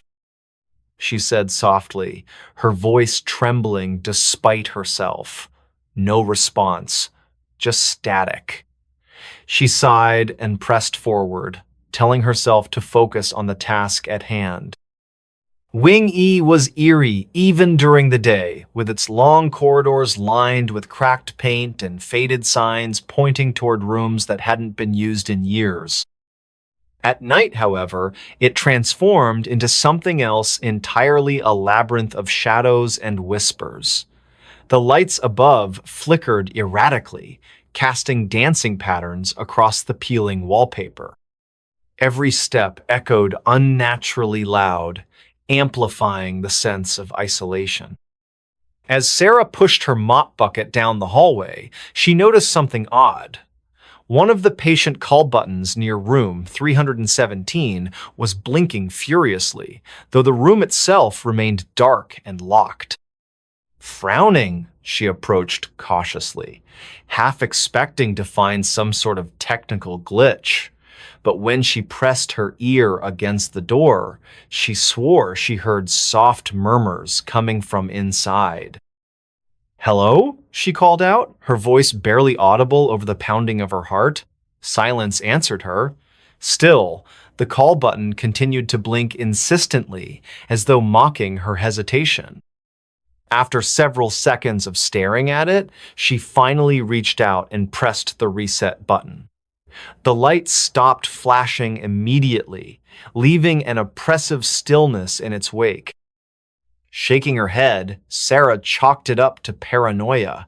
Maybe the stress of working alone was getting to her, or maybe it was just the creepy atmosphere of the place. Whatever the reason, she decided not to dwell on it too much. There were plenty of other things to do before her shift ended. Or so she thought. By the time Sarah reached the far end of the corridor, the unease had grown palpable. The air seemed colder here, despite the lack of windows or ventilation systems. Her breath fogged slightly in front of her face, and goosebumps erupted along her arms. Then came the sound of low, rhythmic thumping, almost like someone knocking on a wall. It started faintly, but grew louder with each passing second until it filled the entire hallway. She froze mid-step, gripping the handle of her mop bucket like a lifeline. "Who's there?" she demanded, trying to keep her tone steady. Again, silence followed her question. Yet the thumping persisted, growing faster now, almost frantic. Without thinking, Sarah turned and sprinted back toward the main entrance of Wing E. Her shoes slapped against the tiled floor, creating a cacophony that drowned out everything else. By the time she reached the safety of the nurse's station, her chest heaved with exertion and sweat dripped down her forehead. For a moment, she allowed herself to believe she'd imagined the whole thing. Hospitals were old buildings, after all. Pipes burst, wiring shorted out. It was probably nothing more than that. But then the security camera feed began acting up. Sitting behind the desk, Sarah watched as the monitors displayed grainy black and white images of the various sections of Wing E. Most of them showed nothing unusual, just empty hallways bathed in dim emergency lighting. But one screen caught her attention immediately. It was angled toward the ICU wing, which had been decommissioned years ago due to budget cuts. In the footage, a shadow moved across the frame, pausing briefly near bed 5 before disappearing completely. Her pulse quickened. Shadows didn't move unless something or someone was causing them to. Yet the ICU wing hadn't seen a single patient in over a decade. Who or what could possibly be there? Determined to uncover the truth, Sarah dug through the hospital archives stored in an old filing cabinet near the break room. Dust coated the folders, evidence of how rarely anyone accessed these records anymore. As she flipped through pages filled with handwritten notes and typed reports, one name kept appearing again and again: Dr. Evelyn Carter. Dr. Carter had been a renowned surgeon known for her groundbreaking work in cardiac care. However, her story took a dark turn one fateful night in Wing E. According to the files, she'd been called to the ICU to perform an emergency procedure on a young woman suffering from internal bleeding. Despite her best efforts, the surgery failed, and the patient died shortly afterward. What made the case particularly strange was the fact that none of the other staff members present that night could recall seeing Dr. Carter enter the operating room. Some claimed she simply vanished midway through the procedure, while others insisted she never existed in the first place. Even stranger was the testimony of Nurse Linda Thompson, who worked alongside Dr. Carter that evening. In her statement, Linda described feeling an overwhelming sense of dread as soon as she entered the ICU. She claimed to have seen shadowy figures lurking in the corners of the room, whispering unintelligible phrases directly into her ears. By morning, Linda had quit her job, refusing ever to return to St. Mercy. Sarah closed the folder slowly, her mind racing. If what she read was true, then perhaps Wing E really was cursed. But why? And why did it seem determined to drag her into its web of terror? With trembling hands, Sarah retrieved her flashlight from the supply closet and ventured deeper into Wing E than she'd ever dared before. Her destination was clear: the abandoned ICU wing where the phantom Dr. Astor Kane Mays Tuthap Carter supposedly met her demise. Along the way, the phenomena intensified. Lights blinked erratically, machinery beeped without cause, and distant footsteps echoed through the halls, always staying just out of sight. When she finally reached the ICU, she found the door slightly ajar, despite being firmly shut earlier that evening. Pushing it open, she shone her flashlight inside, revealing rows of dusty hospital beds covered in white sheets. Each bed bore the faint outline of a body beneath it, as though waiting for occupants who would never arrive. And then she saw her. Standing at the far end of the room was a figure draped in a blood-stained surgical gown. Its face was obscured by shadows, but its presence radiated malice.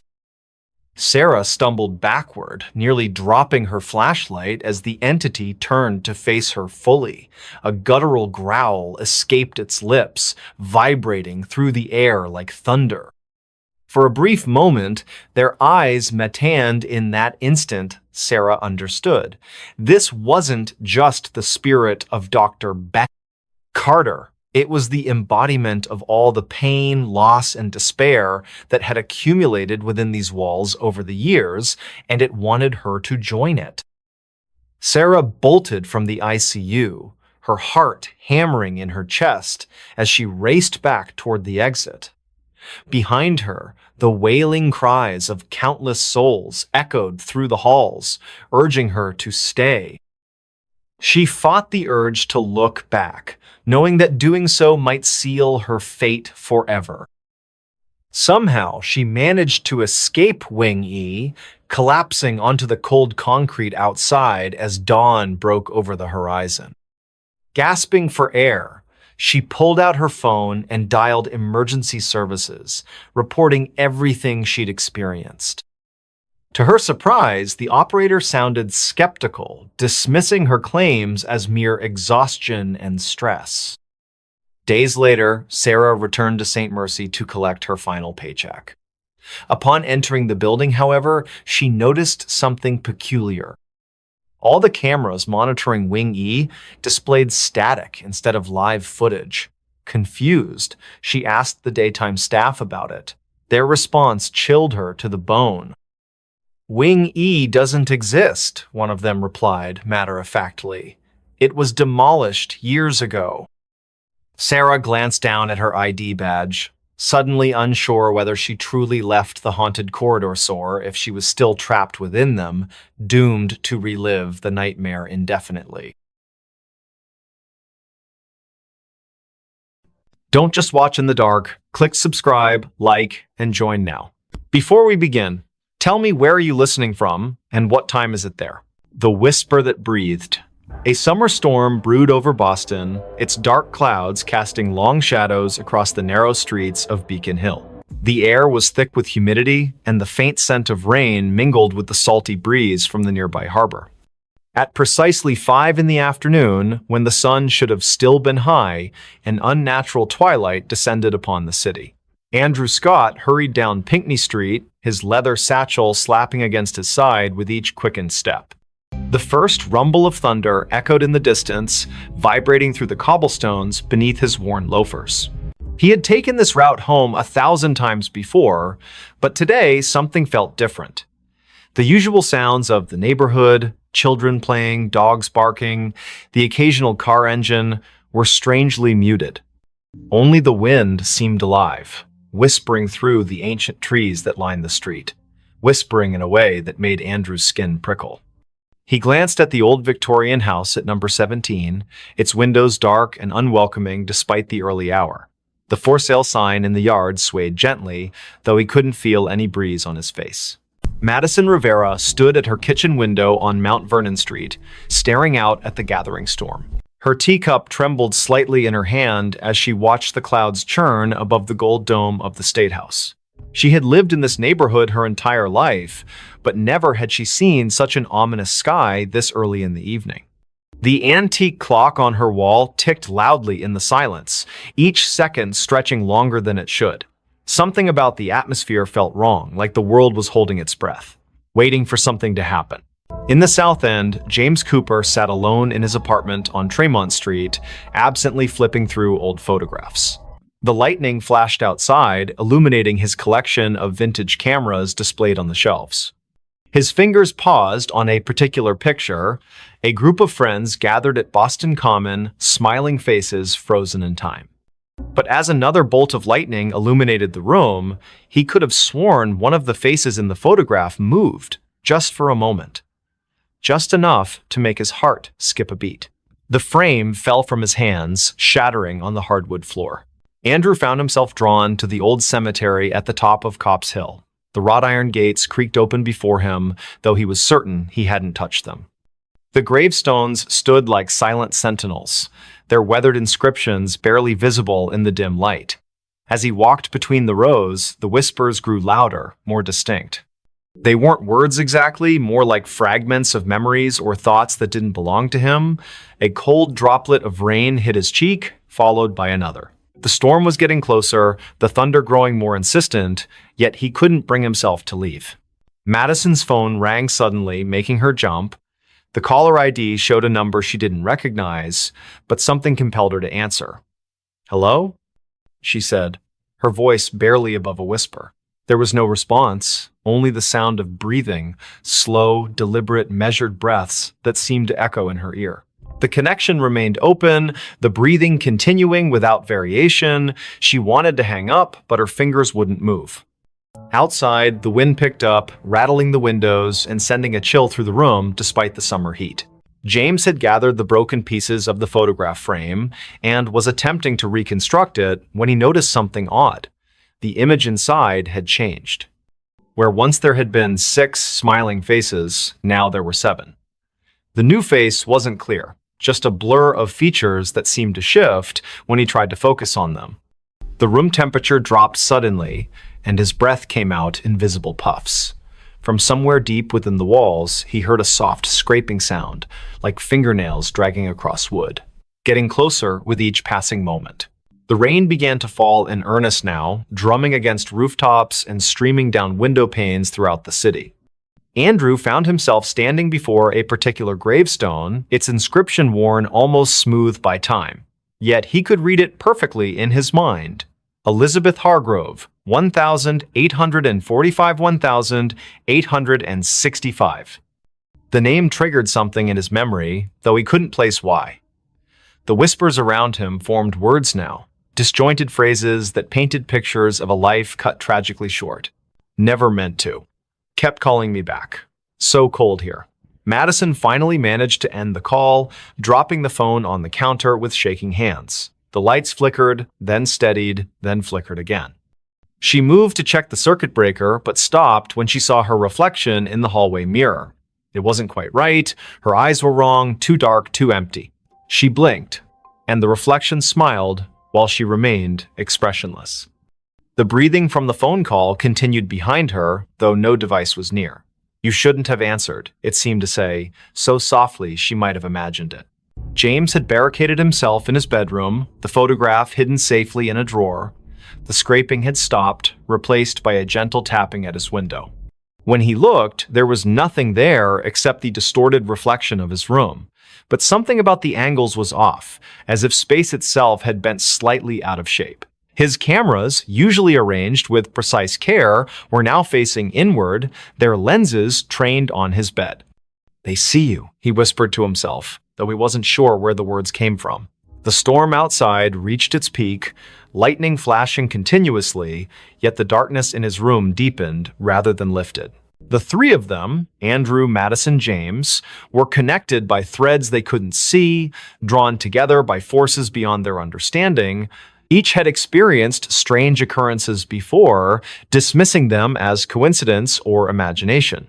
But now, as the storm battered Boston and the boundaries between worlds grew thin, they would be forced to confront the truth.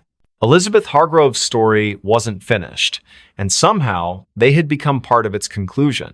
Andrew traced his fingers along the edge of the gravestone, feeling the rough stone bite into his skin.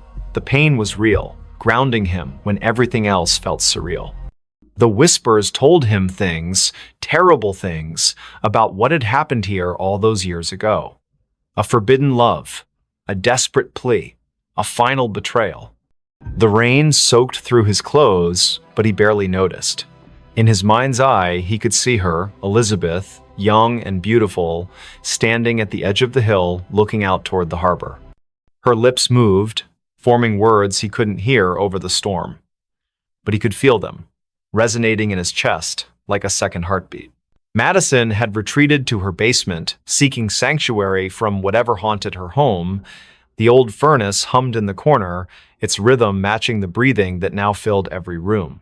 Boxes stacked against the walls contained fragments of her family's history, generations of Riveras who had lived and died in this very house. She opened one at random, finding a yellowed newspaper clipping. The headline read, "Local Girls' Mysterious Death Shocks Community." The date was June 12, 1865. The photograph showed a girl who looked remarkably like her, standing beside a man whose face was obscured by shadow. He promised, the breathing seemed to say. But he lied. James discovered something in his closet, a small wooden box he didn't remember owning. Inside were letters, written in elegant script that faded even as he read them. They spoke of longing and loss, of meetings in secret places, of promises broken under duress. The last letter ended abruptly. "If you're reading this, then I have failed. Tell them what he did, tell them how he silenced me, the whispers will guide you." The room temperature plummeted, frost forming on the inside of his window. Outside, something moved between the flashes of lightning, something that shouldn't exist in this world. Find them. It breathed. All of you. The storm reached its crescendo, lightning striking the gold dome of the State House with a deafening crack. For a moment, everything went white, and when vision returned, the city seemed subtly altered. Shadows fell differently, familiar landmarks appeared slightly skewed, people walking in the streets moved as if underwater, their faces blank masks. Those who had been touched by Elizabeth's story felt the change most acutely. Their senses heightened, their perceptions expanded beyond normal limits. Sounds carried from impossible distances. Smells lingered long after their sources disappeared. Touches left imprints that glowed faintly in the dark. Andrew found himself unable to leave the cemetery. The gates had vanished, replaced by an endless expanse of tombstones stretching in all directions. Each bore Elizabeth's name, each marked a different year of death. The whispers became a chorus now, overlapping voices telling conflicting versions of the same tragedy. Some claimed she had thrown herself from the hill in despair, others insisted she had been pushed. All agreed on one thing: justice had never been served. The rain continued to fall, but it wasn't water anymore, it was memories, each drop carrying fragments of lives cut short, hopes dashed, loves lost. Madison's basement had transformed into a labyrinth of family secrets. Every box she opened contained evidence of her ancestors' involvement in Elizabeth's fate, letters of condemnation, witness statements, a blood-stained handkerchief. Photographs showing the same shadowy figure across generations, always present at moments of tragedy. The breathing grew louder, surrounding her like a physical presence. "You know him," it rasped. "He watches still." She looked up to see her own reflection in the basement window, but instead of her face, she saw the shadow man's features clearly for the first time. Their eyes met, and she understood everything that had been hidden, everything that had been denied. James's apartment building had emptied of all other tenants, leaving him alone with the entity that had been watching him through his cameras. The photographs on his walls had changed. Each now showed the same scene. Elizabeth standing at the edge of Copp's Hill, reaching out to someone just out of frame. The seventh figure in his broken photograph had clarified, revealing features that matched the Shadow Man from Madison's past. The wooden box had multiplied, filling his living room with identical copies, each containing variations of the same tragic story. "We are witnesses," the voice whispered directly into his mind, "and we are judged." As the supernatural storm raged, drawing energy from centuries of buried guilt and unresolved grief, the three found themselves converging at number 17 Pinckney Street. The house that had seemed merely old and empty now pulsed with malevolent life. Its windows reflected scenes from the past. Elizabeth's final moments played out endlessly, each iteration slightly different, each ending the same. The front door stood open, inviting them inside to witness the truth. The interior defied physics. Rooms stretched impossibly far, staircases led to nowhere, doors opened onto other dimensions. In the center of it all stood the Shadow Man, finally revealed in full. His face was a composite of every person who had ever turned a blind eye to injustice, every authority figure who had dismissed Elizabeth's pleas for help. "It's time," he said, his voice a chorus of thousands. Time to break the cycle. The house shook violently as reality struggled to contain the weight of so many unresolved wrongs. Andrew, Madison, and James realized simultaneously that they had been chosen not as victims, but as instruments of resolution. Each carried a piece of Elizabeth's story within them. Andrew through his ancestral connection to the hill, Madison through her family's complicity in the cover-up, James through his ability to capture truth in images. Together, they formed a conduit through which Elizabeth's voice could finally be heard, her story told in full, her justice served. The Shadow Man began to dissolve, his form unraveling like smoke caught in a strong wind. "Too late," he whispered, fragments of his essence dispersing into the ether. The truth cannot be contained. The house around them started to collapse, folding in on itself as centuries of lies unraveled. Through the destruction, Elizabeth emerged, not as a ghost, but as a manifestation of collective memory given form. Her eyes held all the sorrow of her age, yet also a spark of hope newly kindled. The storm broke as suddenly as it had begun, leaving behind an eerie calm. Number 17 Pinckney Street stood intact once more, its windows dark, and its for sale sign swaying gently in the evening breeze. Andrew, Madison, and James found themselves standing on the sidewalk, drenched and disoriented but whole. The whispers had ceased, replaced by the natural sounds of a city recovering from a summer storm.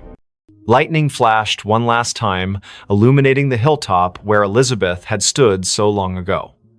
For a brief moment, they thought they saw her silhouette against the darkening sky, her hand raised in farewell. Life in Boston returned to normal, though those who had been touched by the supernatural events carried their experiences like scars, invisible to others, but ever present in their minds. Andrew devoted himself to preserving local history, ensuring that stories like Elizabeth's would never be forgotten again. Madison worked to uncover other buried truths in her family's past, determined to break cycles of silence and denial.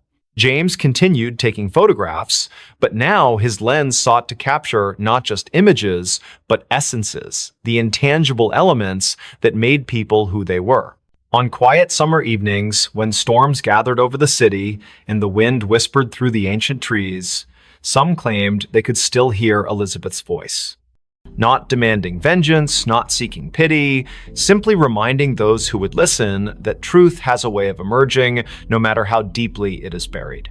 And sometimes, when passing number 17 Pinckney Street, particularly sensitive souls might catch a glimpse of movement in an upper window or feel a gentle touch on their shoulder, accompanied by the softest of whispers, "Thank you."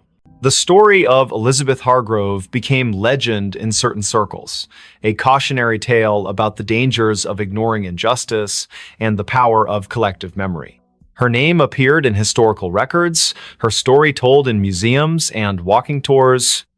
Yet those who had truly known her, Andrew, Madison, James, understood that her presence lingered not in these official accounts, but in the spaces between them. In the moments when the world seemed to hold its breath, when shadows fell just a little too deep, when the wind carried voices from another time, Boston continued its march forward, oblivious to the thin veil separating past from present. Summer storms still rolled in from the Atlantic, lightning still illuminated the gold dome of the State House. Children still played in the shadow of Copp's Hill, unaware of the tragedy that had unfolded there so long ago. But somewhere, in the fabric of the city itself, Elizabeth's story continued to resonate. A reminder that some truths refuse to be silenced. Some voices continue to breathe long after their bodies have turned to dust. And on nights when the moon hung low over Beacon Hill, casting long shadows across the cobblestone streets, those who listen closely might hear it, the whisper that breathed, carrying fragments of a life reclaimed, echoes of justice finally served. Reminders that even in death, truth finds a way to speak through those willing to listen. Screams in the warehouse at night. The winter air in Savannah carried an unusual chill, even for Georgia. The cicadas buzzed incessantly through the humid night as Amelia Thompson tightened her scarf around her neck. She had taken the security job at the old warehouse on the outskirts of town, mostly out of desperation. The building stood like a monolith against the dark sky, its weathered brick walls telling stories of better days when it was part of the thriving port district. Liam Allen, her partner for the night shift, leaned against their patrol car while chewing absent-mindedly on a toothpick. "Third week, and you're still jumpy," he said with a smirk that didn't quite reach his eyes. His attempt at casual conversation couldn't mask the tension in his voice. They both knew something wasn't right about this place. Every night brought new sounds from within the warehouse's walls, sounds that shouldn't exist in an empty building. As they approached the main entrance, Amelia noticed the padlock looked different somehow. The scratches around the hasp seemed fresh, though she could have sworn she'd checked it thoroughly just hours before. Liam must have seen her hesitation because he placed a hand on her shoulder. "Probably just kids messing around again," he said, but his words lacked conviction. Last week, they'd found graffiti inside that definitely hadn't been there during their previous rounds. The heavy metal door groaned in protest as Liam pushed it open. The smell hit them immediately, damp concrete mixed with something metallic that made Amelia's stomach churn. Their flashlights cut through the darkness, revealing rows of empty pallets and dusty machinery. The air felt heavier inside, pressing against their lungs with each breath. Somewhere deep in the shadows, water dripped methodically. Drip, drip, drip. They started their usual patrol route, boots echoing ominously against the concrete floor. Amelia couldn't shake the feeling they were being watched. The security cameras mounted high on the walls provided little comfort. Their red lights blinked steadily, but she knew from experience how unreliable they were. Half of them were either broken or showed nothing but static-filled images on the monitor back at their station. "Did you hear that?" Amelia whispered suddenly, grabbing Liam's arm. A soft scraping sound had come from somewhere behind the rows of shelving units. It sounded like metal dragging across concrete. Slow, deliberate. Liam raised his flashlight, the beam trembling slightly despite his best efforts to keep it steady. "Probably just rats," he muttered, though neither of them believed it. The sound came again, closer this time. Closer. Their radios crackled to life without warning, making them both jump. Static filled their ears for several seconds before a distorted voice broke through. "Help me." The transmission ended abruptly, leaving only silence in its wake. Amelia and Liam exchanged a worried glance. That section of the frequency belonged to local emergency services, not their security channel. They should never have received that transmission here.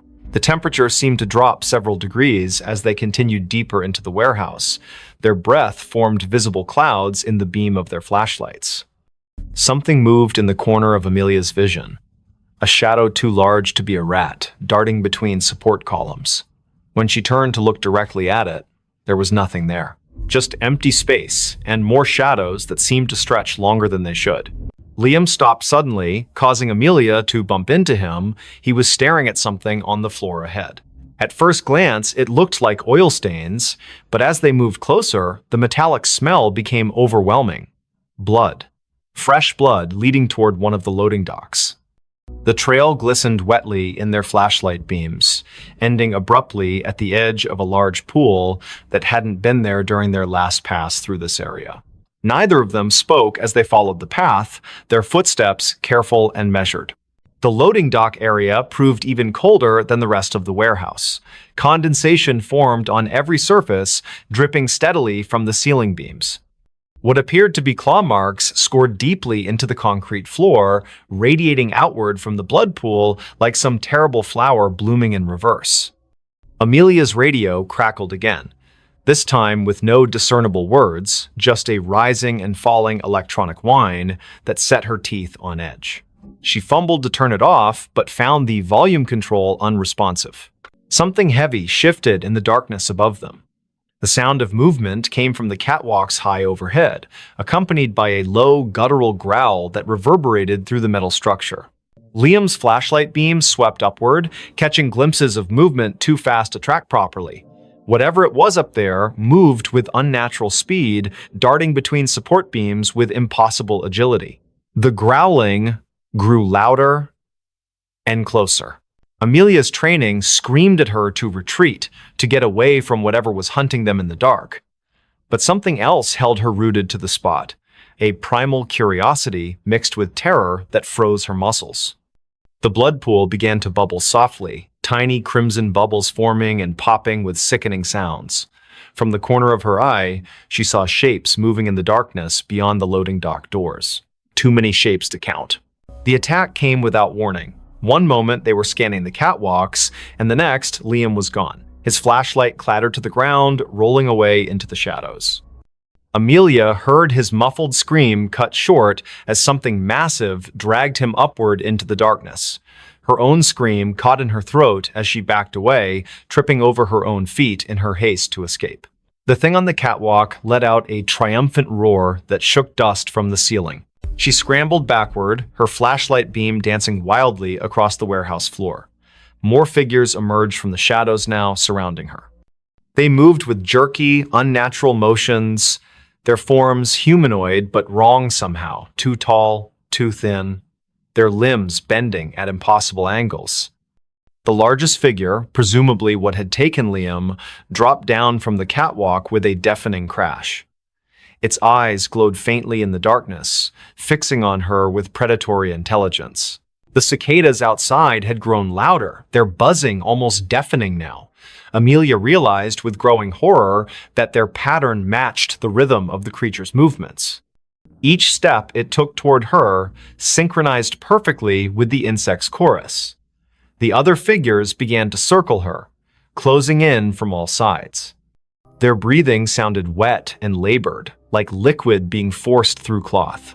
She pressed herself against a stack of pallets, searching desperately for an escape route. A sudden noise from the office area caught everyone's attention, the distinctive sound of someone trying to force open a window. The creatures hesitated, their heads snapping toward the disturbance with unsettling speed. Amelia seized her chance, diving between two of the smaller figures and sprinting toward the main entrance. Behind her, she heard snarls of frustration as the creatures debated whether to pursue her or investigate the new intruder. Her radio crackled to life again, this time with perfect clarity. "Run!" a woman's voice shouted urgently. "Get out while you still can." The transmission cut off abruptly, replaced by more static. Amelia didn't question it. She poured everything she had left into reaching the exit. As she burst through the heavy metal door, the cold night air hit her like a slap. The cicadas fell silent all at once, creating an eerie void where their buzzing had been moments before. Standing by their patrol car was a young woman, probably in her early 20s, dressed in tattered clothes and bleeding from multiple wounds. Her eyes widened when she saw Amelia emerge from the warehouse. "You shouldn't be here," she whispered hoarsely. None of us should be here." Before Amelia could respond, the girl collapsed to her knees, pointing weakly back toward the building. "They're coming." True to her warning, the warehouse doors slammed shut with enough force to rattle the entire structure. The windows on the upper floors began to glow with an unnatural light, pulsing in time with the now returning cicada chorus. Shadows moved behind the glass in ways that defied physics, stretching and contorting until they seemed to press against the very fabric of reality. Amelia helped the mysterious girl to her feet, noticing for the first time these strange symbols carved into her arms. "We need to move," the girl insisted, pulling Amelia toward the car. "They'll be spreading soon. They always do after a feeding." Her words sent chills down Amelia's spine, not least because she realized dawn was still hours away. The temperature continued to drop, frost forming on nearby surfaces despite the humid air. The warehouse seemed to pulse with malevolent energy, its walls expanding and contracting like living tissue. As they reached the patrol car, Amelia risked one last look back. Dozens of glowing eyes stared out from the warehouse windows, watching them with obvious hunger. Something massive moved behind the glass, its silhouette too large to be contained within the building's walls. The girl shoved her into the passenger seat, taking the wheel herself with surprising strength. "Don't look back," she warned as she started the engine. "Whatever you do, don't look back until we're out of Savannah." The drive through the city streets felt surreal. Streetlights flickered erratically as they passed, and the few people still out at this hour seemed to be walking in slow motion, their faces blank and expressionless. The girl Spiel, who introduced herself only as Rachel, kept checking the rearview mirror obsessively, muttering about spread patterns and infestation zones. Amelia wanted to ask questions, but found herself unable to form coherent thoughts, let alone words. They reached the city limits just as the first hints of dawn began to lighten the horizon. Rachel visibly relaxed, though she maintained their speed well above the legal limit. "You got lucky tonight," she said finally. "Most people don't make it out of there alive, especially not after hearing the screams." Amelia opened her mouth to ask what she meant, but Rachel cut her off. "Don't worry about it now. Just know that you've been marked. They'll be watching for you, watching and waiting." The cicadas began their morning song as they left Savannah behind, their buzzing gradually fading into silence. Amelia stared at her reflection in the side window, barely recognizing herself. Her face was pale and drawn, her eyes haunted by things she couldn't yet comprehend. In the distance, church bells began to ring, their tones carrying an unexpected sense of finality. Rachel gripped the steering wheel tighter, her knuckles white against the gathering daylight. Somewhere behind them, in the heart of Savannah's industrial district, the warehouse stood silent and still. Its walls bore fresh scratches and scorch marks that hadn't been there the night before. Inside, pools of blood slowly dried on the concrete floors, already beginning to attract flies. The security cameras remained offline, their lenses cracked and blackened. High above, on the catwalks, something waited patiently for nightfall. Something that remembered the taste of fear. Bunnyman stole a child last night. It was a quiet evening in the small town of Willow Creek, where the air carried the scent of freshly cut grass and damp earth. The clock struck 9:15 p.m. as Emily Carter sat nervously on her porch, fanning herself against the sticky warmth that refused to dissipate even after sunset. Her younger brother, Jake, played nearby with his best friend, Lily, their laughter echoing through the quiet streets lined with towering oak trees. Unbeknownst to them, the tranquility of this moment would soon shatter into chaos. The Carters lived in a modest house near the edge of a dense forest, a place known locally as Bunnyman Woods. Tales of the Bunnyman, a mysterious figure said to haunt these woods, were whispered among locals, though most dismissed them as mere folklore. Emily, however, had always felt an inexplicable unease whenever she heard those stories. That night, her instincts screamed louder than ever before. As the sun dipped below the horizon, casting long shadows across the yard, Emily noticed something odd about the forest. Its usually calm surface rippled unnaturally, as if stirred by an invisible hand. A faint mist began to rise, curling lazily toward the shore like tendrils of smoke. She dismissed it at first, chalking it up to the humidity, but then came the sound, a low, guttural growl carried on the breeze, haunting and otherworldly. It sent shivers down her spine, and she instinctively called out to Jake, urging him to come inside. "Jake, time to head home," Emily shouted, her voice cutting through the twilight. The children paused their game momentarily, glancing toward the house. But instead of obeying, Jake hesitated, drawn to the edge of the forest by some unseen force. "Just one more minute," he pleaded, his eyes wide with curiosity. Emily frowned, sensing the growing tension in the air, but reluctantly agreed, promising to keep a close eye on him. Minutes later, the atmosphere shifted dramatically.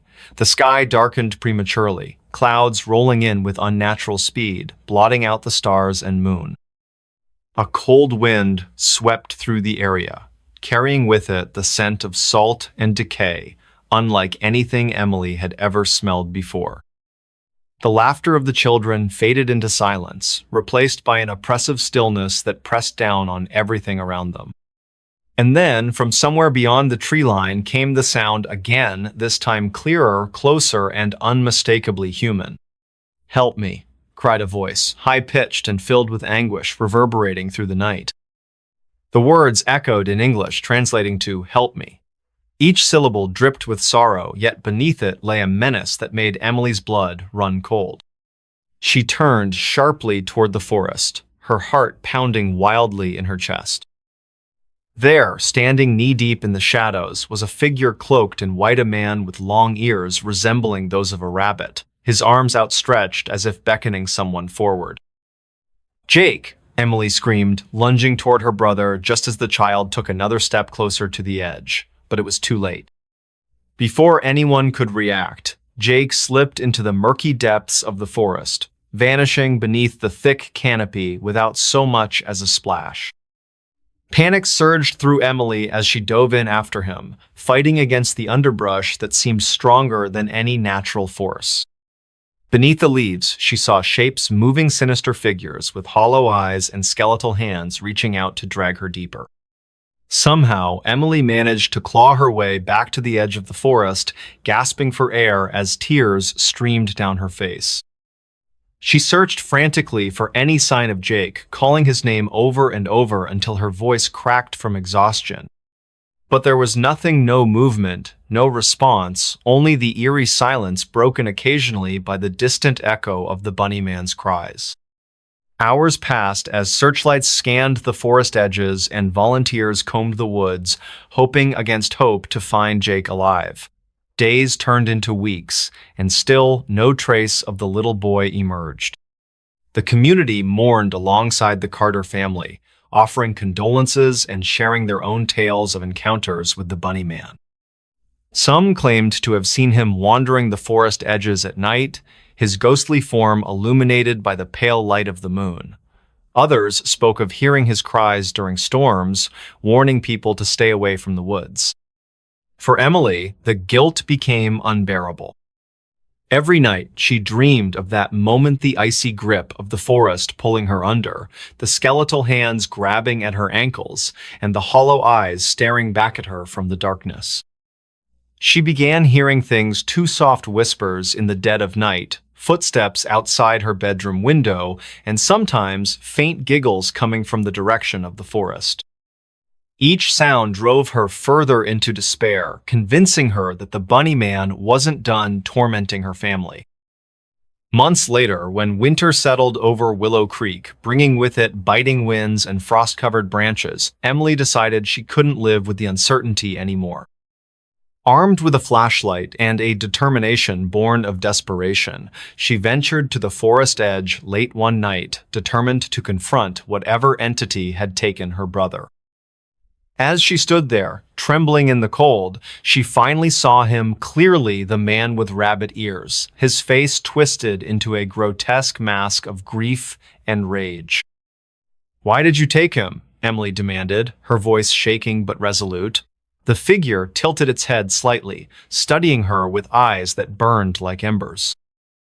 Then, without warning, it lunged forward, its translucent fingers brushing against Emily's cheek before retreating into the mist. In that instant, Emily understood the spirit hadn't acted out of malice. It had mistaken Jake for one of its own lost children, drawn by the innocence and vulnerability all children share. Though the revelation brought some measure of closure, it did little to ease the pain of losing her brother. Emily continued to visit the forest edge, leaving offerings of flowers and candles in hopes of appeasing the restless soul that haunted its woods.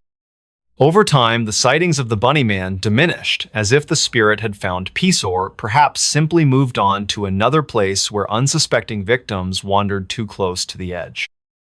Even now, years later, Emily carries the memory of that night with her wherever she goes.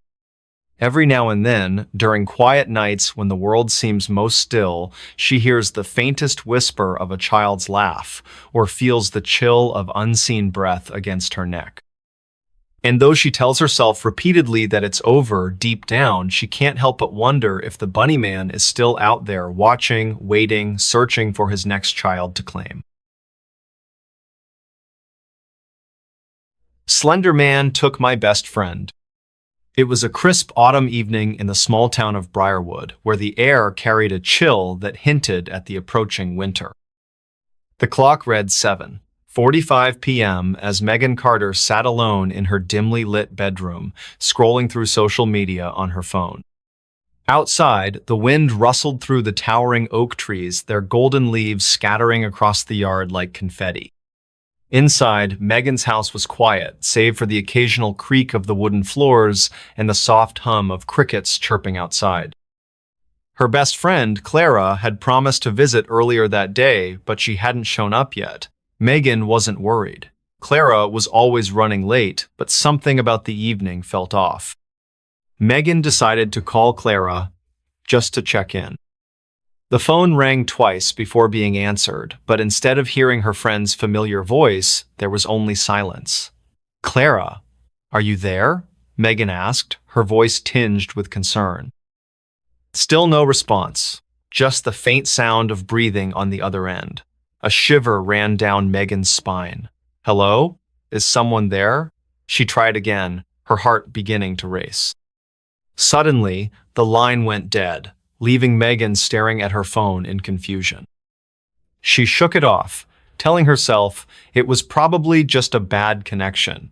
But as the hours passed and Clara still didn't show up, Megan's unease grew.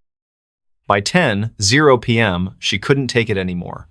Grabbing her coat and flashlight, she headed out into the night to look for her friend. The streets were eerily quiet, the only sounds being the rustling leaves and the distant hoot of an owl. Megan checked all the usual spots, their favorite coffee shop, the park where they used to play as kids, even Clara's house, but there was no sign of her. As Megan walked back toward her own home, she noticed something strange, a figure standing at the edge of the forest near the old abandoned factory. It was tall, unnaturally so, with limbs that stretched impossibly long and thin. Its face was obscured by darkness, but its presence radiated an undeniable menace. Megan froze, her breath catching in her throat. She wanted to run, but her legs felt rooted to the spot. For what felt like an eternity, the figure simply stood there, watching her with glowing red eyes that burned like embers in the night. Finally, Megan forced herself to move. She turned and sprinted back to her house, slamming the door shut behind her and locking it tightly. Her hands trembled as she dialed Clara's number again, hoping against hope that this time she would answer. But the call went straight to voicemail. Panicked, Megan called Clara's parents next. They sounded just as confused and worried when she told them about the missed meeting and the mysterious figure in the woods. The next morning, Megan and Clara's parents reported her disappearance to the police. Officers arrived at the scene, searching the area thoroughly but finding nothing unusual. No footprints, no signs of struggle, nothing to indicate anyone had been there recently. As the days turned into weeks, the investigation yielded no results. Clara was gone. vanished without a trace, leaving behind only unanswered questions and lingering fears. Megan struggled to cope with the loss of her best friend. Every night she dreamed of the figure in the woods, its glowing red eyes staring into hers as if trying to communicate something important. Sometimes, in those dreams, she saw Clara too standing beside the figure, her face pale and hollow, her eyes devoid of life.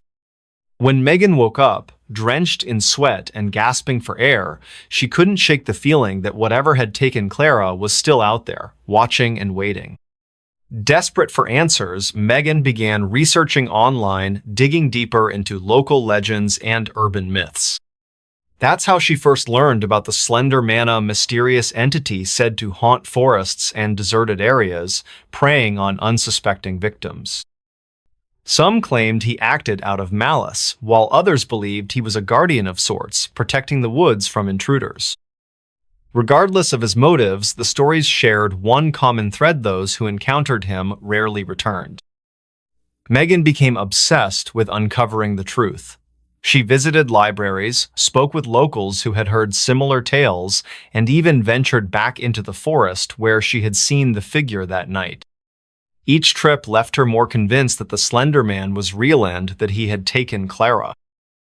Strange things began happening around her house's shadows, moving unnaturally in the corners of her vision, whispers echoing through the halls late at night, and occasionally, faint giggles that sounded both childlike and menacing at the same time. One evening, as twilight painted the sky in hues of orange and purple, Megan decided to try one last thing: a seance. Gathering candles, a Ouija board, and every protective charm she could find, she set up in her basement, hoping to make contact with Clara or whoever else might be listening. At first, nothing happened. The room remained silent, the only sounds being the flickering flames and Megan's rapid breathing.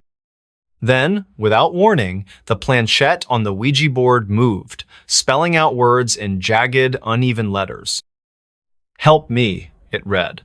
Megan's heart pounded wildly in her chest. Was it really Clara, or was it something else entirely? Before she could ask another question, the lights in the basement flickered violently, plunging the room into near darkness before snapping back on again. Megan screamed, covering her ears as a deafening screech filled the air, echoing off the walls and reverberating through her skull. When she opened her eyes, the room was empty. The candles had been extinguished, the Ouija board lay scattered across the floor, and the protective charms hung broken and useless. But in the corner of the room, written in what looked like charcoal, were 3 chilling words. "She's with me now." From that moment on, Megan's life changed forever. Sleep eluded her as she listened helplessly to the whispers that filled her home. Shadows moved unnaturally in the corners of her vision, and sometimes, during quiet nights when the world seemed most still, she swore she heard Clara's voice calling her name softly in the dark. Though she tried to convince herself it was all in her head, deep down, Megan knew better. Years later, Megan rarely speaks of her ordeal. Though grateful to still be alive, she can't shake the feeling that the forest and its enigmatic inhabitant hasn't truly let go. Somewhere, deep within the woods surrounding Briarwood, the Slender Man still waits, watching, listening, ready to claim his next victim. Missing in the forest like Bigfoot. It was a quiet morning in the small town of Timber Ridge, where the air carried the crisp scent of pine and damp earth. The clock struck 7:15 a.m. as Megan Carter prepared for another day of hiking along her favorite trail, one she had walked countless times before. The trail wound through towering pines and rocky outcrops, offering breathtaking views of the valley below. But this time, something would be different, something no one could have predicted. Megan loved the solitude of the forest, the way it wrapped around her like an old friend. She carried only the essential water bottle, some snacks, and her phone tucked safely into her pocket. As she set off down the trail, boots crunching against the frost-covered leaves, she felt invigorated by the fresh air and the promise of adventure ahead. Yet, as the hours passed and the path grew increasingly isolated, a strange unease began to settle over her. By mid-morning, Megan reached a clearing she knew well, a wide expanse of grass surrounded by ancient trees whose branches stretched skyward like skeletal fingers. It was here that she paused to take in the scenery, snapping a few photos with her phone.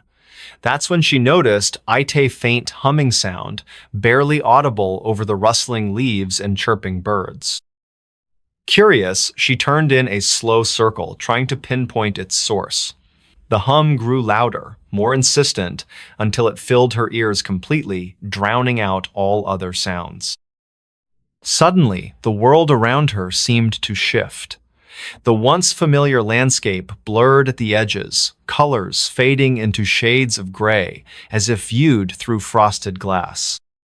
Megan stumbled backward, disoriented, her heart pounding wildly in her chest. "What's happening?" she whispered, clutching her phone tightly, as if it might anchor her to reality. But then, without warning, the device slipped from her grasp, clattering onto the ground and shattering on impact. Panic surged through her as she realized she was completely cut off from help. The clearing now appeared eerily still, the previously lively atmosphere replaced by an oppressive silence that pressed against her eardrums. Shadows moved unnaturally in the corners of her vision, darting between trees and vanishing just as quickly. Megan called out, her voice trembling slightly, but there was no response, only the unsettling sensation of being watched. She tried to retrace her steps, retracing the path she had taken earlier, but each turn led her deeper into unfamiliar territory. The trail markers she relied on were gone, replaced by tangled underbrush and fallen logs that blocked her way. Hours, perhaps minutes. Time seemed distorted, hair passed, as Megan wandered aimlessly through the forest, her mind racing with questions. Where had she gone wrong? Why did the trail seem to twist and turn unpredictably, leading her further astray with every step? And most importantly, why did she feel so certain that she wasn't alone? As daylight began to fade, casting long shadows across the ground, Megan spotted something unusual in the distance, a cluster of strange symbols etched into the bark of a nearby tree. They looked almost deliberate, as though carved by human hands, yet their meaning eluded her. Beneath them lay scattered remnants of what appeared to be clothing, a torn piece of fabric, a frayed shoelace, and a single photograph half buried in the dirt. Picking it up carefully, Megan examined the image closely. It depicted a group of people standing together, smiling happily, though none of their faces were familiar to her. What struck her most, however, was the date scrawled on the back years prior to her visit. A cold dread settled in her stomach as realization dawned upon her. These weren't ordinary artifacts, they belonged to others who had vanished without explanation, part of the mysterious phenomenon known locally as missing in the forest. Stories abounded of hikers disappearing under similar circumstances, lured deep into the woods by unexplained forces or simply vanishing into thin air. Some theorized alien abduction, while others pointed to supernatural entities guarding the forest jealously against intruders. Whatever the truth, Megan knew she was caught in the same snare. Night fell swiftly, plunging the forest into darkness, save for the faint glow of moonlight filtering through the trees. Megan huddled beneath a makeshift shelter of branches and leaves, her body shaking uncontrollably from fear and exhaustion.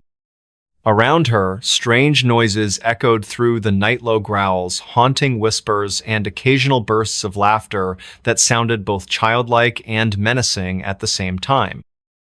Sleep proved impossible, her mind replaying every detail of the day's events in endless loops. Days, perhaps weeks, time remained elusive, hair blurred together as Megan continued her desperate search for escape. Food and water ran low, forcing her to rely on whatever sustenance the forest provided. Her clothes grew tattered, her skin scratched and bruised from navigating treacherous terrain. Yet, despite her deteriorating condition, a part of her remained oddly calm, as if accepting her fate willingly. Was this how others had felt before disappearing forever? Trapped in an endless loop, unable to break free from the forest's grip? One evening, as twilight painted the sky in hues of orange and purple, Megan stumbled upon a peculiar Sita cabin hidden deep within the woods, its windows dark but its door slightly ajar.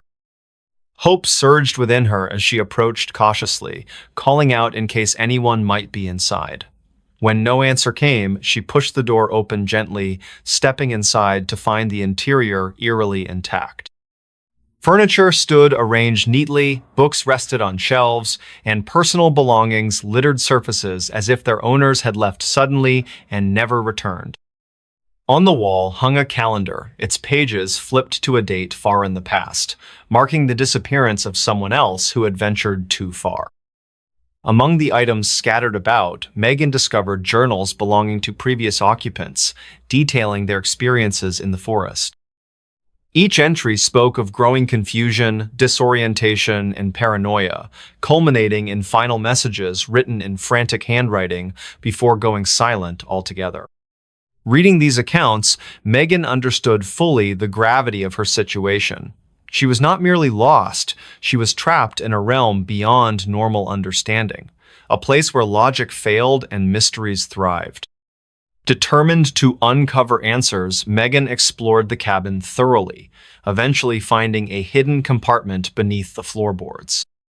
Inside rested an old map marked with cryptic symbols and annotations referencing locations throughout the forest.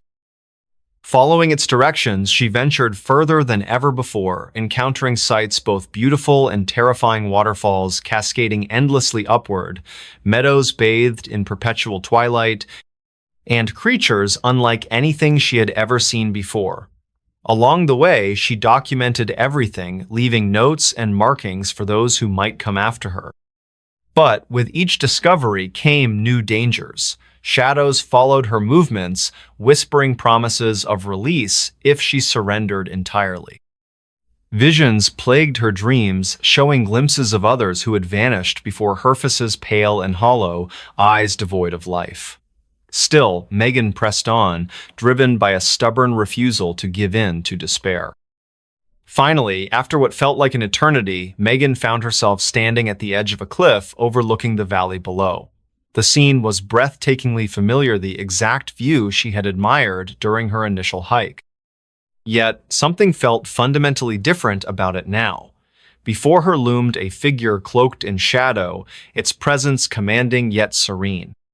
Without speaking a word, it extended a hand toward her, inviting her to join it. For a moment, Megan hesitated, torn between fear and curiosity.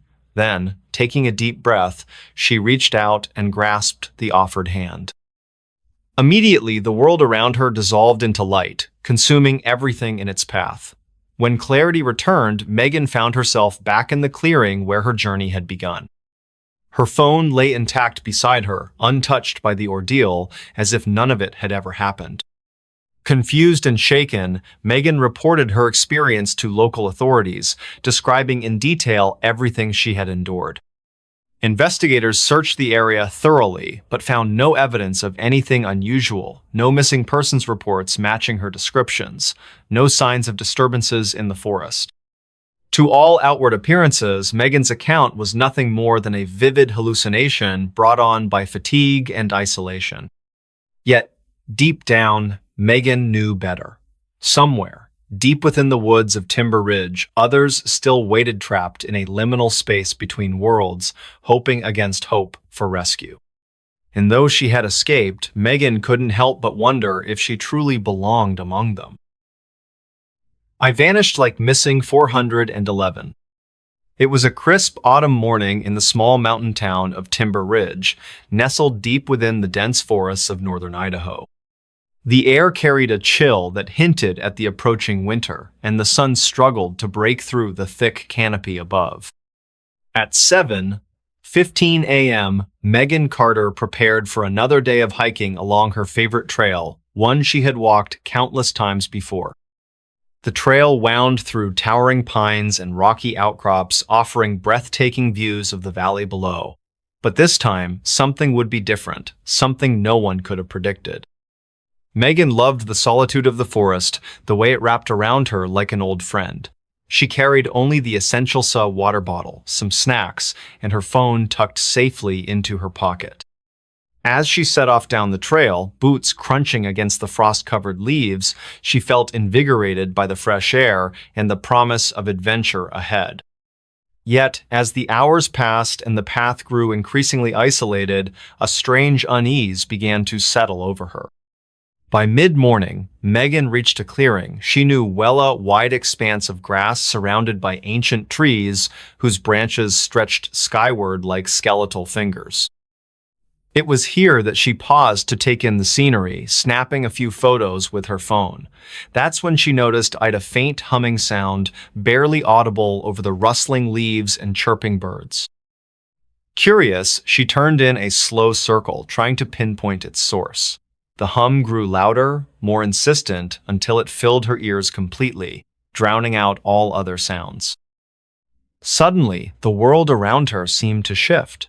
The once familiar landscape blurred at the edges, colors fading into shades of gray as if viewed through frosted glass. Megan stumbled backward, disoriented, her heart pounding wildly in her chest.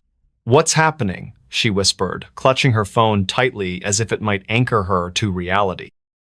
But then, without warning, the device slipped from her grasp, clattering onto the ground and shattering on impact. Panic surged through her as she realized she was completely cut off from help. The clearing now appeared eerily still, the previously lively atmosphere replaced by an oppressive silence that pressed against her eardrums. Shadows moved unnaturally in the corners of her vision, darting between trees and vanishing just as quickly. Megan called out, her voice trembling slightly, but there was no response, only the unsettling sensation of being watched. She tried to retrace her steps, retracing the path she had taken earlier, but each turn led her deeper into unfamiliar territory. The trail markers she relied on were gone, replaced by tangled underbrush and fallen logs that blocked her way. Hours, perhaps minutes. Time seemed distorted, hair passed as Megan wandered aimlessly through the forest, her mind racing with questions. Where had she gone wrong? Why did the trail seem to twist and turn unpredictably, leading her further astray with every step? And, most importantly, why did she feel so certain that she wasn't alone? As daylight began to fade, casting long shadows across the ground, Megan spotted something unusual in the distance, a cluster of strange symbols etched into the bark of a nearby tree. They looked almost deliberate, as though carved by human hands, yet their meaning eluded her. Beneath them lay scattered remnants of what appeared to be clothing, a torn piece of fabric, a frayed shoelace, and a single photograph half buried in the dirt. Picking it up carefully, Megan examined the image closely. It depicted a group of people standing together, smiling happily, though none of their faces were familiar to her.